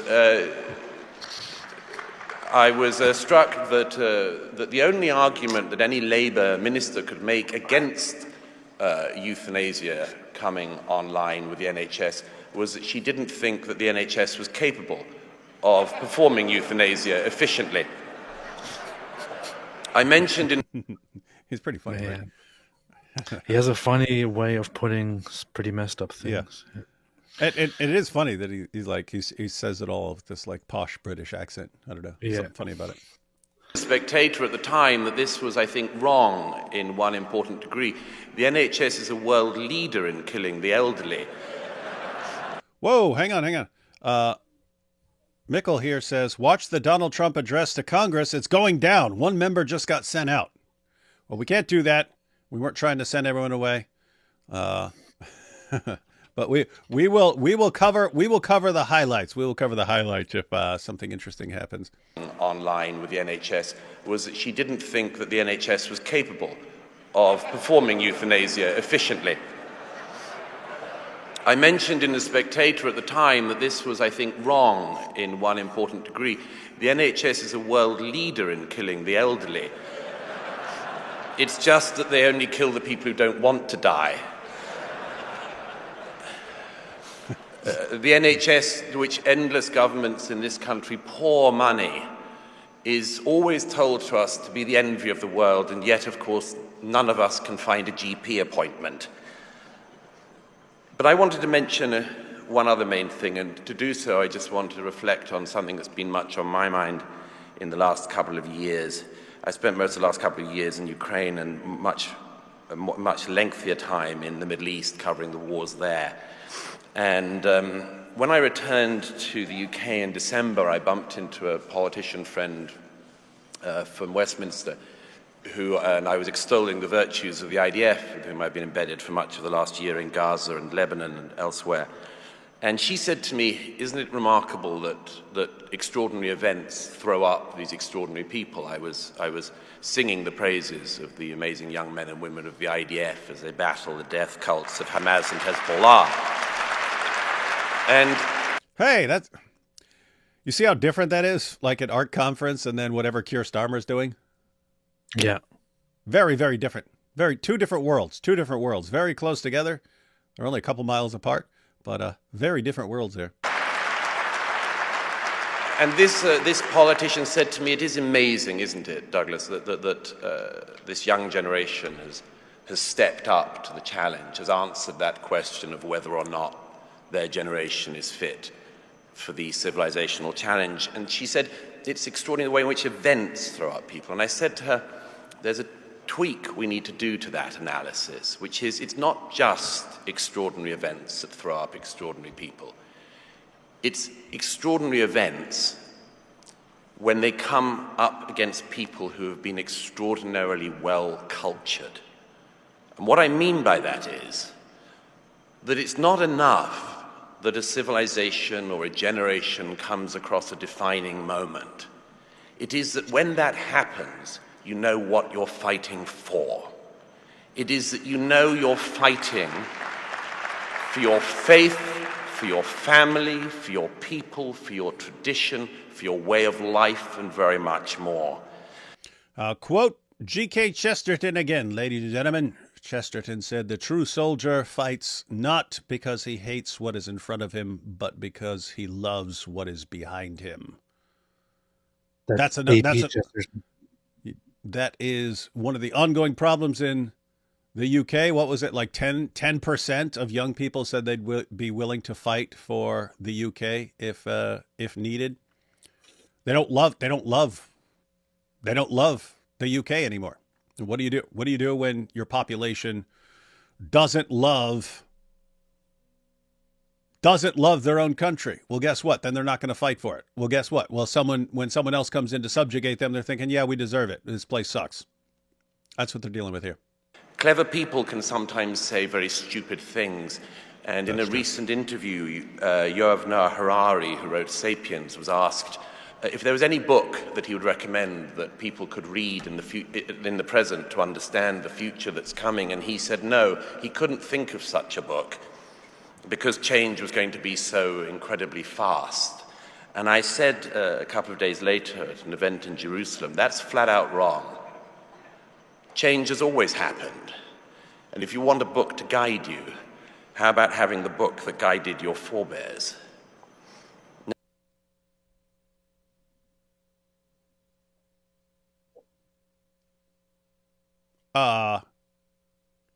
Was this gay atheist talking about the Bible? Did you catch that? Why would you do that? A guy said, no, there's no book that could guide you to the future. Change is happening so rapidly. And Douglas Murray said, no, change has always happened. If you think there's no book to guide you, why don't you go to the book that guided the people before you? Beast. again, well, I'm trying to think because he doesn't say what book he's talking about. I'm assuming he means Bible. But that's just funny if it's Douglas Murray. I decided to have a I decided to have a look at at Trump's address, but it's just it's kind of ridiculous. The Democrat women are wearing pink outfits because apparently that's like sending a very strong message of protest against Donald Trump. Like, who gave them this advice? Who gave them this? Like, I don't even care what you think and what your ideas are and so on. Who gave you the advice that putting on pink outfits would be a strong statement against Donald Trump? Don't they always do like the dumbest thing here, guys? Okay, I'm very serious right now. Look, this is no matter if you. I could sit here and believe that Donald Trump is a complete scumbag and oppressor and does everything wrong and so on, and we must oppose him at all costs. Even if I did think exactly that, why would I ever conclude that putting on pink outfits is a fantastic idea to make a point here? If I was part of the opposition, I would say, "Are you guys retarded? Please take that off." it's like when you had all these women's marches and they're going around in vagina costumes and vagina hats and stuff like this, and it's like, who that you disagree with do you think is going to be persuaded by that? Like, anyone who agrees with you was already on your side. Who are you trying to impress? Here's what's crazy. Like just speaking from a straight up strategy perspective, ladies and gentlemen, Donald Trump basically has 2 years. He has basically 2 years to do almost anything he wants. Why? Because you got a stacked deck there. You're going to have the midterm elections. If enough people are ticked off, he's going to lose. He's going to lose some. The Republicans are going to lose some seats, and they're not going to be able to do anything they want. So you got basically 2 years, right?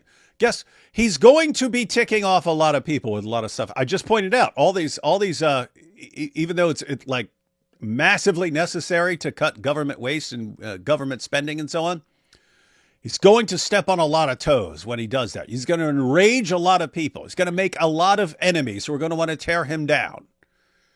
So all you'd have to do is not be insane. 2 years. You have to wait 2 years and not come across as completely insane. And you would take away his ability to do much of anything for the rest of his second term in office. What do? We're wearing pink. Look at us. Okay, now you seem like idiots and lunatics.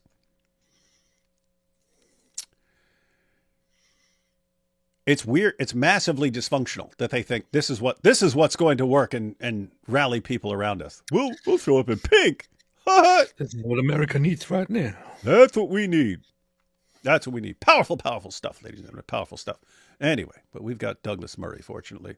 But hey, check this out. Let me back this thing up.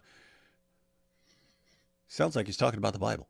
Yuval Noah Harari, who wrote *Sapiens*, was asked if there was any book that he would recommend that people could read in the present to understand the future that's coming, and he said no, he couldn't think of such a book because change was going to be so incredibly fast. And I said a couple of days later at an event in Jerusalem, that's flat out wrong. Change has always happened. And if you want a book to guide you, how about having the book that guided your forebears? You mean the Quran? That'd be funny. That would be funny if you just paused for a couple of seconds and went, the Quran.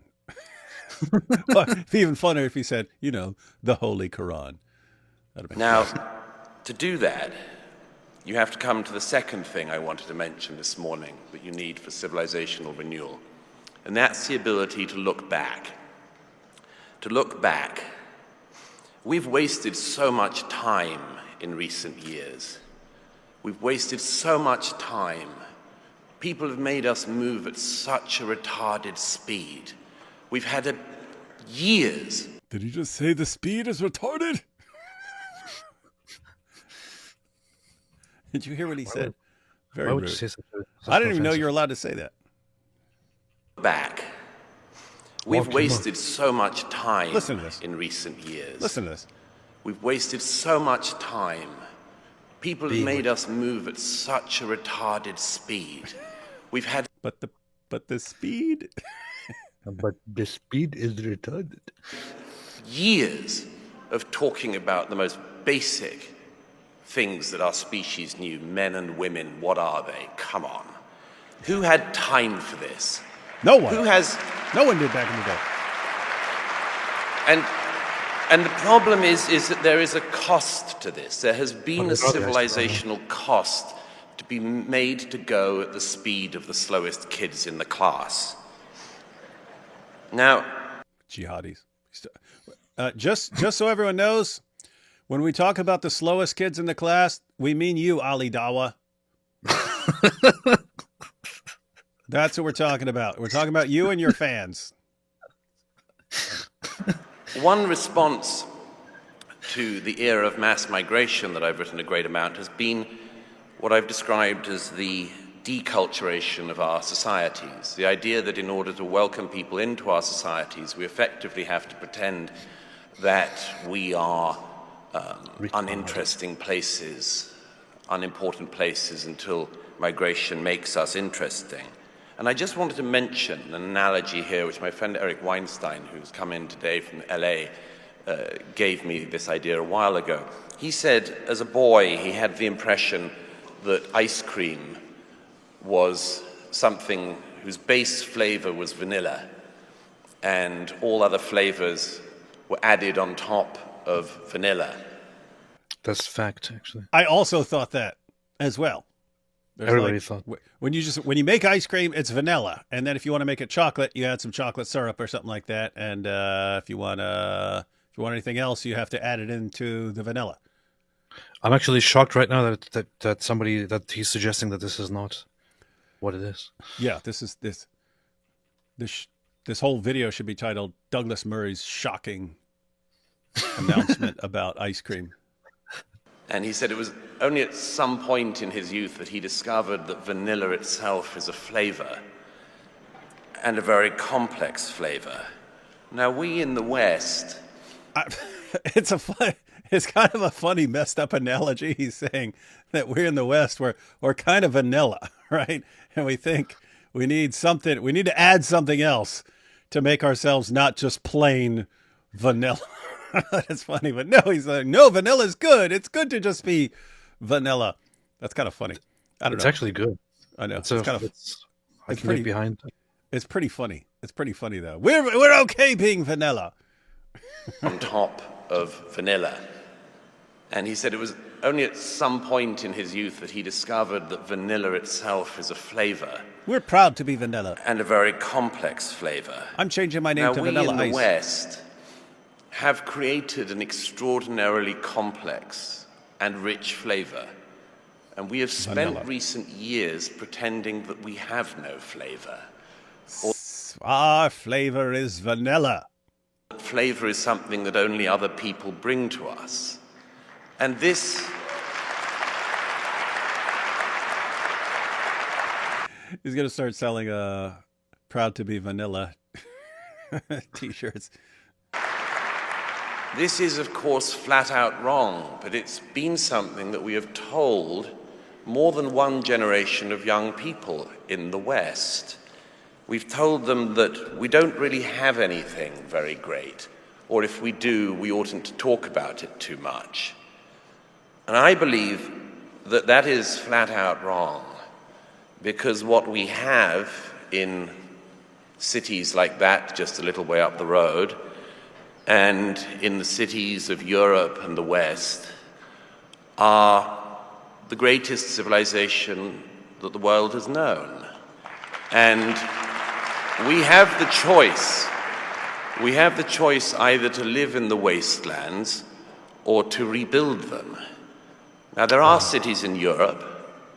AP says, no, this can only be a wasteland. No, I must say that for such a horrible country, such a terrible place, which seems beyond repair and completely lost, and at this point should probably abolish itself. This guy is making some really good points, and giving an inspiring speech. Douglas Murray. Douglas Murray, ladies and gentlemen. The greatest civilization that the world has known. And we have the choice. We have the choice either to live in the wastelands or to rebuild them.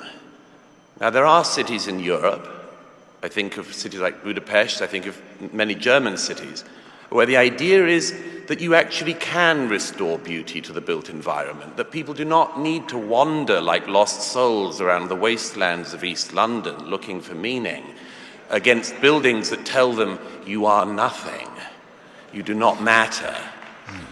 We have the opportunity to restore, not just in the built environment, but in the educational environment. To make sure that when we talk about our culture, we don't just talk about it, but we also do it. For people to realize that our culture is not just something they revere, but something that young people can add to. To understand the conversation, the poetry of mankind. To understand that just because Mozart is great does not mean you cannot build on Mozart. That just because the great buildings are great does not mean you cannot add to them. I would urge in the age of Reconstruction that our great task is not just to break through with innovation, but to reclaim what is ours, to say that we love it. To say that we love vanilla. We love vanilla ice. Ice, ice, baby. We like vanilla coffee. Vanilla ice cream. We like marshmallows. Snow. Clouds. We like cotton swabs. I'm trying to think of other white thing. With innovation, but to reclaim what is ours, to say that we love it, and that if people wish to join us in the veneration of this civilization, they are very, very willing to do so. If they don't wish to join us, there are other places they can be. So, Where might that be? good. Everybody knows that those of us who revere T.S. Eliot revere him in part because he told us, and indeed tells us still, that a civilization can be reclaimed even at the 11th hour. But even in this hall, I would say that there is another possibility as well, which other philosophers, Strauss and others, also give us, which is the possibility that civilization can also be reclaimed even at the 13th hour, even in the most inauspicious circumstances, and most importantly today, from the most inauspicious of locations. Thank you. Well, Wow, man. I must say, I don't know. It's so wild to me because so often I hear this weird thing which kind of people in the West have even internalized at this point, which he also points out. For example, this phrase, white people don't have culture.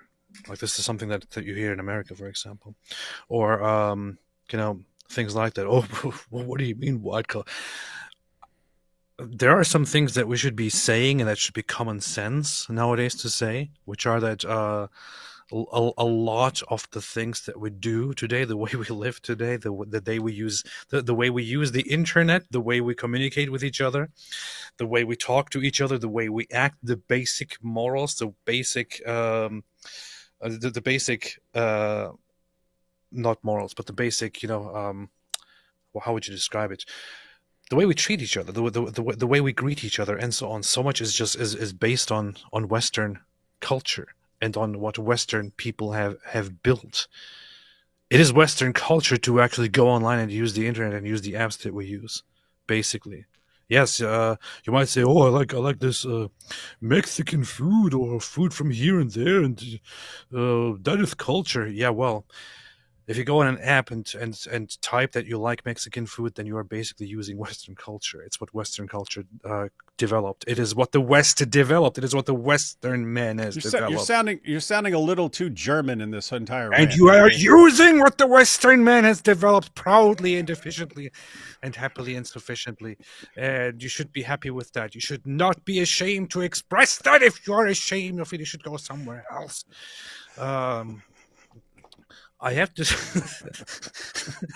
No, I must say that it shouldn't be a wrong thing to just say it's okay to appreciate and to be proud of everything that the West has built. I'm sorry, but the rest of the world just looks like a bunch of garbage. Much of the rest of the world looks like a bunch of garbage compared to the West. Much of the world looks like a bunch of garbage compared to Europe or compared to North America.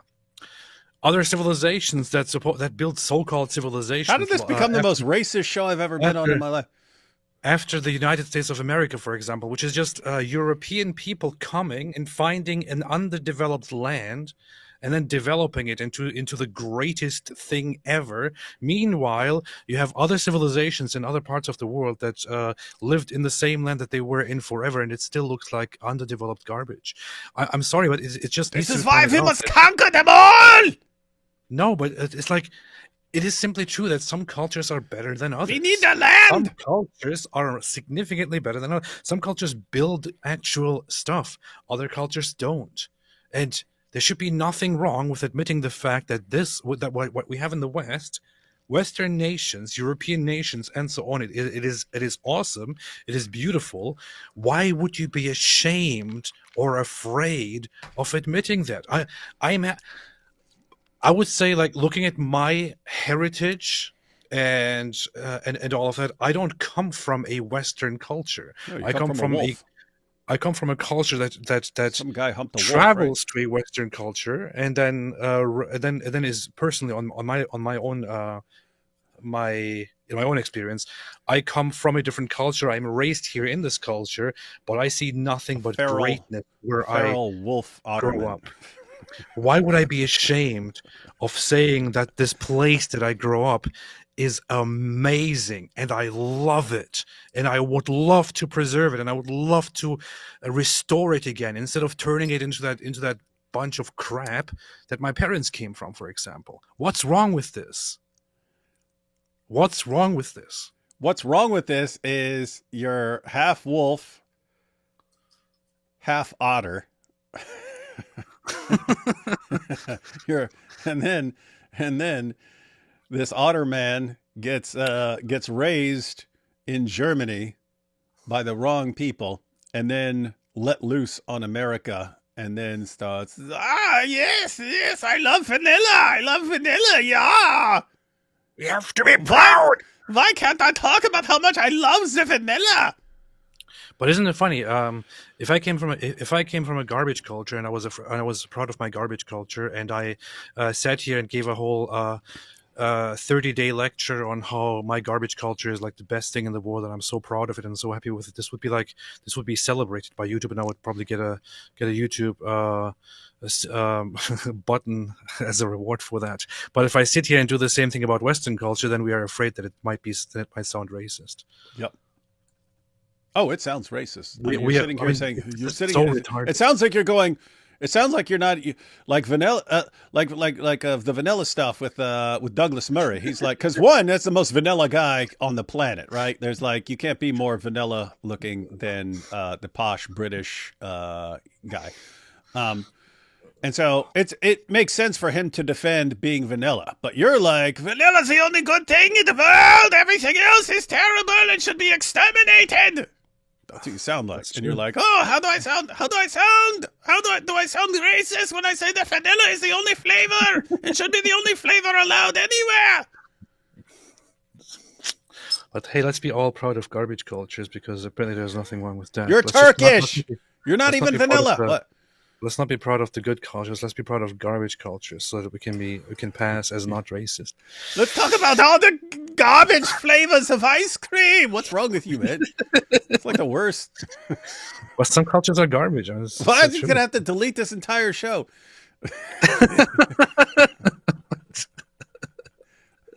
Anyway, Uh, I can say it. no comment from Michaela, but thank you very much, Michaela. Thank you, Michaela. Here we have Ida. Do you agree with this? You praise Ida every time, Ira's beast. every super chat. But look at this: free speech in Israel. Professor from BGU. What is that? Ben Gurion University. Yeah. Does that sound right? Yes. Can you call IDF soldiers child murderers and say no innocent Israeli and keep his job? Well, apparently, that's what they do. Is it? I don't even know what the situation is. You familiar with Apparently, this? there are lots of Israelis inside Israel that say horrible things about Israel and about the government and all that, and it's fine, you know. AP, it may be easier than you think. Just get rid of the PC leaders. Look at how things change in the U.S. with Trump. They need a leader to say enough. I think you're underestimating the stupidity of the population because you have a democracy, a constitutional, or a what's it called, a democracy in the sense that you can elect parties that represent you, and with such a system you will get those leaders that your population actually wants. You can have enough talk and lots of talk online about what should actually happen. When election day comes, you will have you will have a very, very good reflection of what people actually think, if people are stupid or smart, if people agree with you or not. And it's looking at the last election, it just looks like the UK is very, very stupid. That's true for a lot of places in Europe. Yeah, here's kind of the issue. Aaron, you're completely correct in the sense of, hey, if people can vote, then at the end of the day, all you need is enough people with enough common sense to go out there and vote, and you can change things very quickly. The U.S. kind of can't be the U.S. has a bigger tradition of like bucking on leaders they don't like. It's like built into it, right? Because it was like there from the start. Right. So we're a little quicker than people are in Europe to say, you know what, screw all this. It's pissing us off. With that. So anyway, change might be a little more difficult in certain places in Europe. I was so nice today in the last few days. I don't know why I'm such a jerk today. Yeah, what's up? Vanilla. Love the vanilla. I guess when somebody brings up UK, I just get angry. I don't know. Devin says, any sources comparing Islam and Christendom? What do you mean, like Christendom, or you like Christianity? Because you said Islam. Islam. If you mean Islam and Christianity, 2 books. One, first one I ever read was Answering Islam by Norm Geisler and Abdul Salib. Awesome book. And Nabil's book, No God But One. He draws a lot of comparisons between Christianity and Islam. You go to the website, you go to answeringislam.com. I mean, answeringislam.net. It has a bunch of different versions, but answeringislam.net, pretty much any issue you can think of would be on there somewhere. So good stuff. Salutations, D Wood at AP. Oh no, what is it? I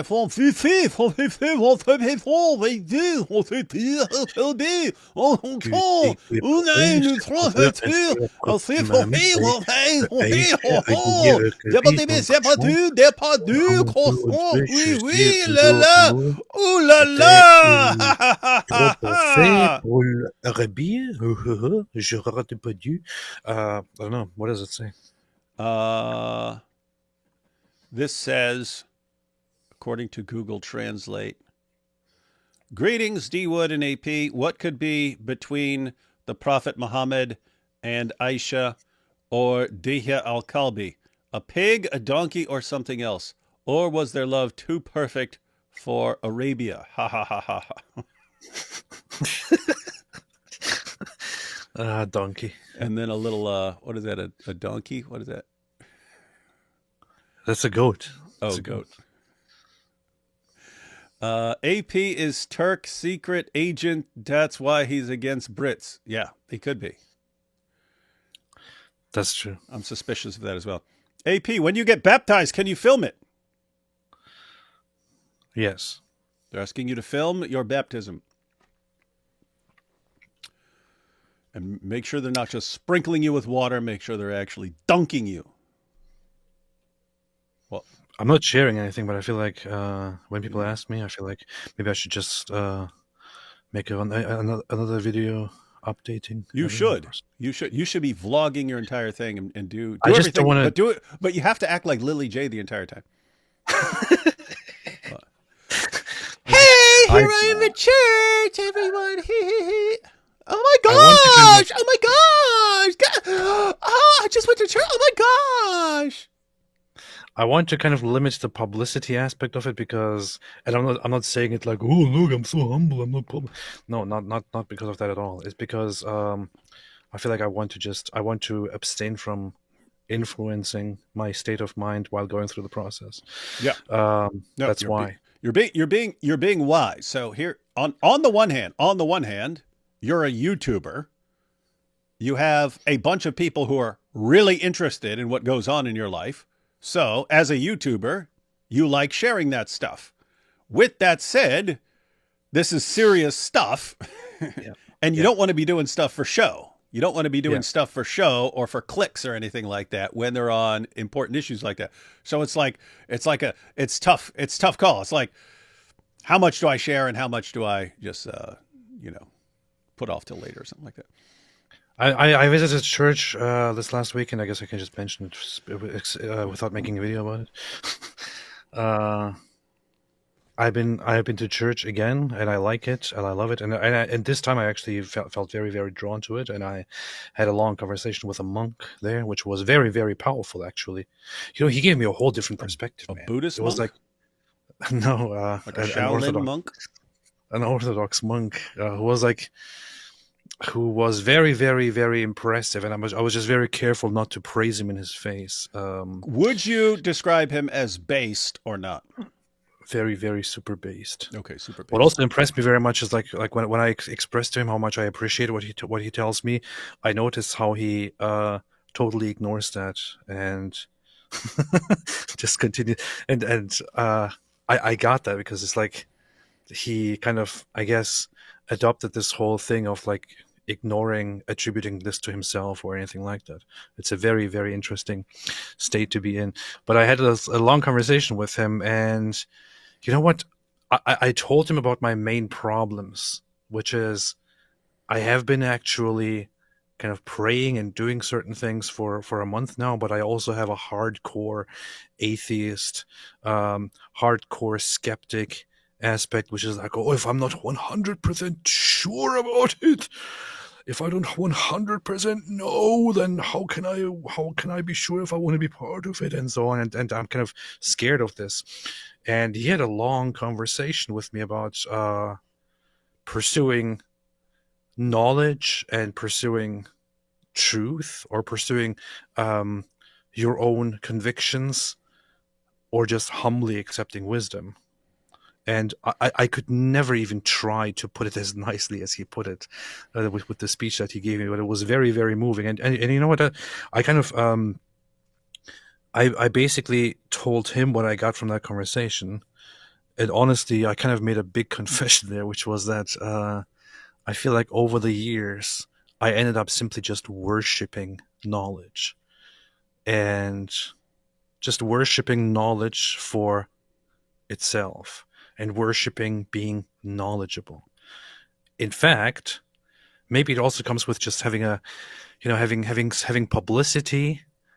But I basically talked about how I ended up worshiping knowledge and knowing so much that I started feeling like I have to always appear as if I know everything. And if I appear as if I don't know an answer to something, then this is like anxiety inducing and bad and so on. And it really opened my mind and made me go into making me go into a different direction. I don't know, these last few days, these last just 2 days it's been, right, since Sunday service. But I'm trying to be different in that regard, and just trying to go into a whole, it's okay to not know It's okay to not have an answer. It's okay to just be quiet. It's okay to just listen instead of talking all the time, and so on. It's pretty based, pretty powerful. But anyway, after the long conversation, I also talked to the priest, and the priest is like the nicest guy in the world, and I think I'm making steps towards becoming a Christian. You heard it here, folks. AP wants attention.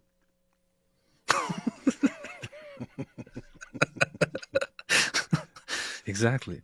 This here's a reasonable request, though. AP, when you get baptized, can you film it? People are going to want to. Yes. People are going to want to see Yes. that. Actually, Yes. makes sense in that situation because baptism's like your public profession of faith. That makes sense to be blasting that one all over the internet. I'll make it. It will be professionally filmed. I will try to make it as dramatic as possible. I will add some music and some glow to it. I will be like, yeah, and so on. It's like it's going to be fantastic. Yeah. Be based. Yeah. How dare he say the R word? Yeah, that's Douglas Murray who said it. Shame on him. How dare he say the R word? What a re-turd. It's very rude. What about French vanilla? La la la. Yeah, French vanilla is the worst vanilla. Anything French. Should I start with reading the Bible front to back or use study Bible and focus on one book at a time to really learn them? You're John the Presbyter and you're asking us questions about this stuff? Come on. No, John the Presbyter. If you're talking about reading the Bible for the first time, I would start with one of the synoptic gospels, so Matthew, Mark, or Luke. Kind of depends on. They're all kind of focusing on and emphasizing somewhat different things. They like the synoptic gospels cover a lot of the same material, but Gospel of Mark is very like action based. Jesus went here and did this, then immediately he went over here and did this, then he went over here and did this. It's action based, and Jesus going around performing miracles and so on.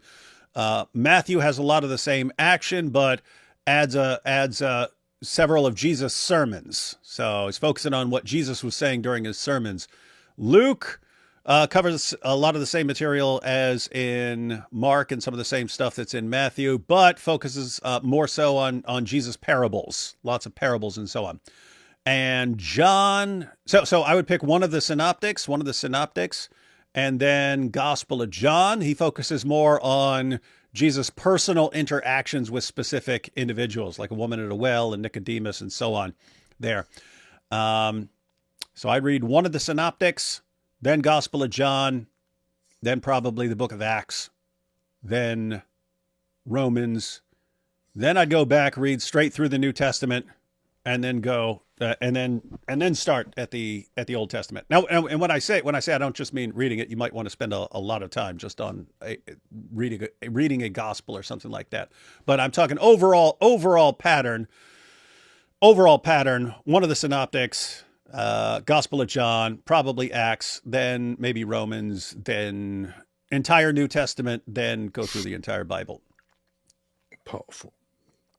And based. I read a hadith talking about how Momo loved Diha's vanilla cream. It was Sahih. This is very rude, guys. This is a Christian channel. Yes, Muhammad was getting banged by Diha al-Kalbi, but do we need to be crude about that? No. Muhammad was getting banged in his butt by Diha al-Kalbi. Okay, it's hard to avoid that conclusion from what we find in the Muslim sources. If that's not the case, if what I just said did not actually happen, there are some weird sources that really don't make sense about Muhammad and his little interactions, his special meetings with Diha al-Kalbi. But let's just make sure we're always nice when we're talking about that. Heard PBD will convert to Islam if you minect him. Lol. What's minect? Do you know what minect is? What? What's so funny? Minect is an app that PBD created, which where you can where celebrities and people can sign up, and then you can pay money to text message them or to video chat them or to ask them questions, and so on. And he always promotes that, and it's like ridiculous prices. Oh, that's cool. Yeah. Candace Owens is also there. You want to talk to her? Oh, that's that Candace Owens things. Like If you want to talk to her $1,500 a minute or something. For 15 minutes, you have to pay $22,000. Quite a bargain, quite a bargain. I could talk to her all day long. But we have Cam here, and he's got a picture of Andrew Tate as Gollum. Heard PBD will convert to Islam if you connect him, lol, but that is what people say. How much do you think Tate and PBD are business partners? I'd say if PBD didn't get any of these people, if they're not getting massively paid by Andrew Tate to help him spout his lies, then they're stupid, because it's something that is going to hurt their credibility with sane people in the long run. So you better be getting something out of that. And if not, you were just stupid and you're played. Dummy. Like a big dope. I was so offended by the vanilla cotton ball rant. You'll regret it when I protest by wearing such a white shirt. Do better. Always got to do better. Anything less than the best is a felony. That's from Ice Ice, baby. What's the line? Hang on.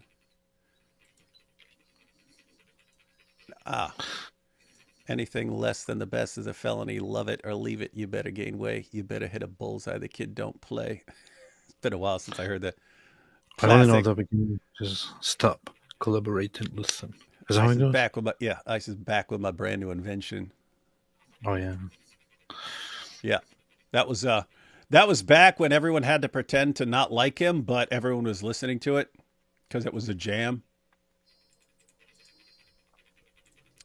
Go Gaga, Go Gaga, Alhamdulillah. La Chang? What? You know what this means? Alhamdulillah Chen. I don't know. It's Aisha Young. What's wrong with people, man? Gotta look at the names. To be fair to AP's the half-wolf Ottoman heritage. Ancient Rome's founding myth was based on two human twins breastfeeding from a she-wolf. That's true. Yeah. And that's why they ended up with the mafia. We got John, depressed by a Western culture, bad because history started in the colonial area for most people. Yeah. Shame on you. AP, do what Jesus leads you. Film not important. Well, baptism would be cool to have a good video record of. If you don't film it, don't make it public, then it doesn't count. So. Yeah, if that's the YouTuber mentality. If you don't have a video, it didn't happen. Yeah. Video or it didn't happen. I was being sarcastic by repeating the R word. We know. If you actually write the word, it won't let you send the super chat. So I had to use. Oh yeah, I wouldn't let him say it. That's funny. Love your show. We have a Muslim builder trying to build a community surrounding a mosque in Macomb, Michigan. Also, I heard in Dallas, Texas. Yeah, I heard about the ones in Texas. What are they calling it? Epic City. We're gonna make Epic City. That's what you came up with. We're gonna make a whole Muslim town where no one will ever hear anything critical of Islam, and we'll all be under Sharia. We're gonna call it Epic City. We're gonna call it Epic City. Well, great, Yasser Khadi. Great. That's the greatest idea you've had since you decided to go on a live stream with hijab. Oh, these guys are awesome masterminds, man. Tactical geniuses, all of them. AP, you should become a TV evangelist, channel your inner German, and blast away. Okay. That's a good idea. Done. That would be dope. All right, guys. So just wanted to go through that. I made a couple of shorter videos going through some of the speeches of Ayaan Hirsi Ali and Oz Guinness. They had a lot of the ARC speeches, which are on like technical stuff or economics or things like that, where I'm not terribly interested. But on things about like Western civilization and what to do about the problems it's facing and so on, I like that stuff. So wanted to cover Douglas Murray's speech. Probably might even do this myself when AP's just not even awake yet or something like that. There's the Konstantin Kisin one that was pretty good because he was funny the entire time. But who's Konstantin Kisin? He's pretty base dude. He's apparently been putting out some super based stuff. But I know who he is. But who's he kissing? yep, everyone loves kissing. Powerful. Everyone loves kissing. And people don't think about what cultures are better than others because they have not lived in another culture. Future PhD, how every culture needs Jesus. That's a good one. That'd be a good That's one. good. That's powerful. That would be a very good one. What else? What's going on this week, AP? What is going on this week? Well, I would say that you're probably live with Robert Spencer tomorrow. I would say. I guess. I'm not sure. But I think I'm live on. Is that tomorrow? I think I'm live on God Logic's channel. I didn't gather completely. I think God Logic is going like on a honeymoon or something like this. I'm supposed to be on. Why? Are you going to be on there too? Jai asked me, and I don't exactly know when. I think it was 5:00 Eastern tomorrow, but I'd have to check. I think it's 5:00 Eastern tomorrow, but I'm not sure. I have to recheck everything. I think, and if you were invited, then you should be on there too. But he said for me for Thursday and Friday or something. I don't know. Oh, okay. So it sounds like God Logic got married and he's going on a honeymoon, but he still wants people to go live on his channel while he's gone. So it seems like they're rotating in different people to do shows over on God Logic's channel, which is super cool. Super cool. So I think I'm like 80% sure. I think I'm on there tomorrow at like 5. And then after that, we'll be on at 8 with Robert Spencer for This Week in Jihad. And then we'll have to see what's up with Thursday and Friday and so on. You'll have to check out that. You'll have to check out President Trump's message to Congress to see if anything cool and based happens. Yeah, it sounds kind of boring, but yeah, speeches are. There are other things that I might want to check out. There are some very, very interesting things to check out. There definitely is a lot to look at. Including, I think I sent something to you earlier. What? That? Didn't I say something? Oh, I said that the Prince of the Crown Prince of Saudi Arabia said something like how Islam should be just reinterpreted as we go and so on. I'm liking this Crown Prince. I don't think he's going to be able to pull it off, but he's in a place where he can pull off some of it. Be interesting. I don't like the guy because he has a tablecloth on his head, but still. Yeah, what's up with that? It's like, hey, you want to modernize, then take that thing off your head. Yeah, unless you're going, out picnicking or something like. I get it. Oh, I haven't checked this out as well, but I've gotten a couple requests for Dennis Prager on trigonometry. So I will be checking that out. I'll have to see whether we will cover it and so on. But yes, I've gotten multiple requests, and that's usually a good sign of something good and based.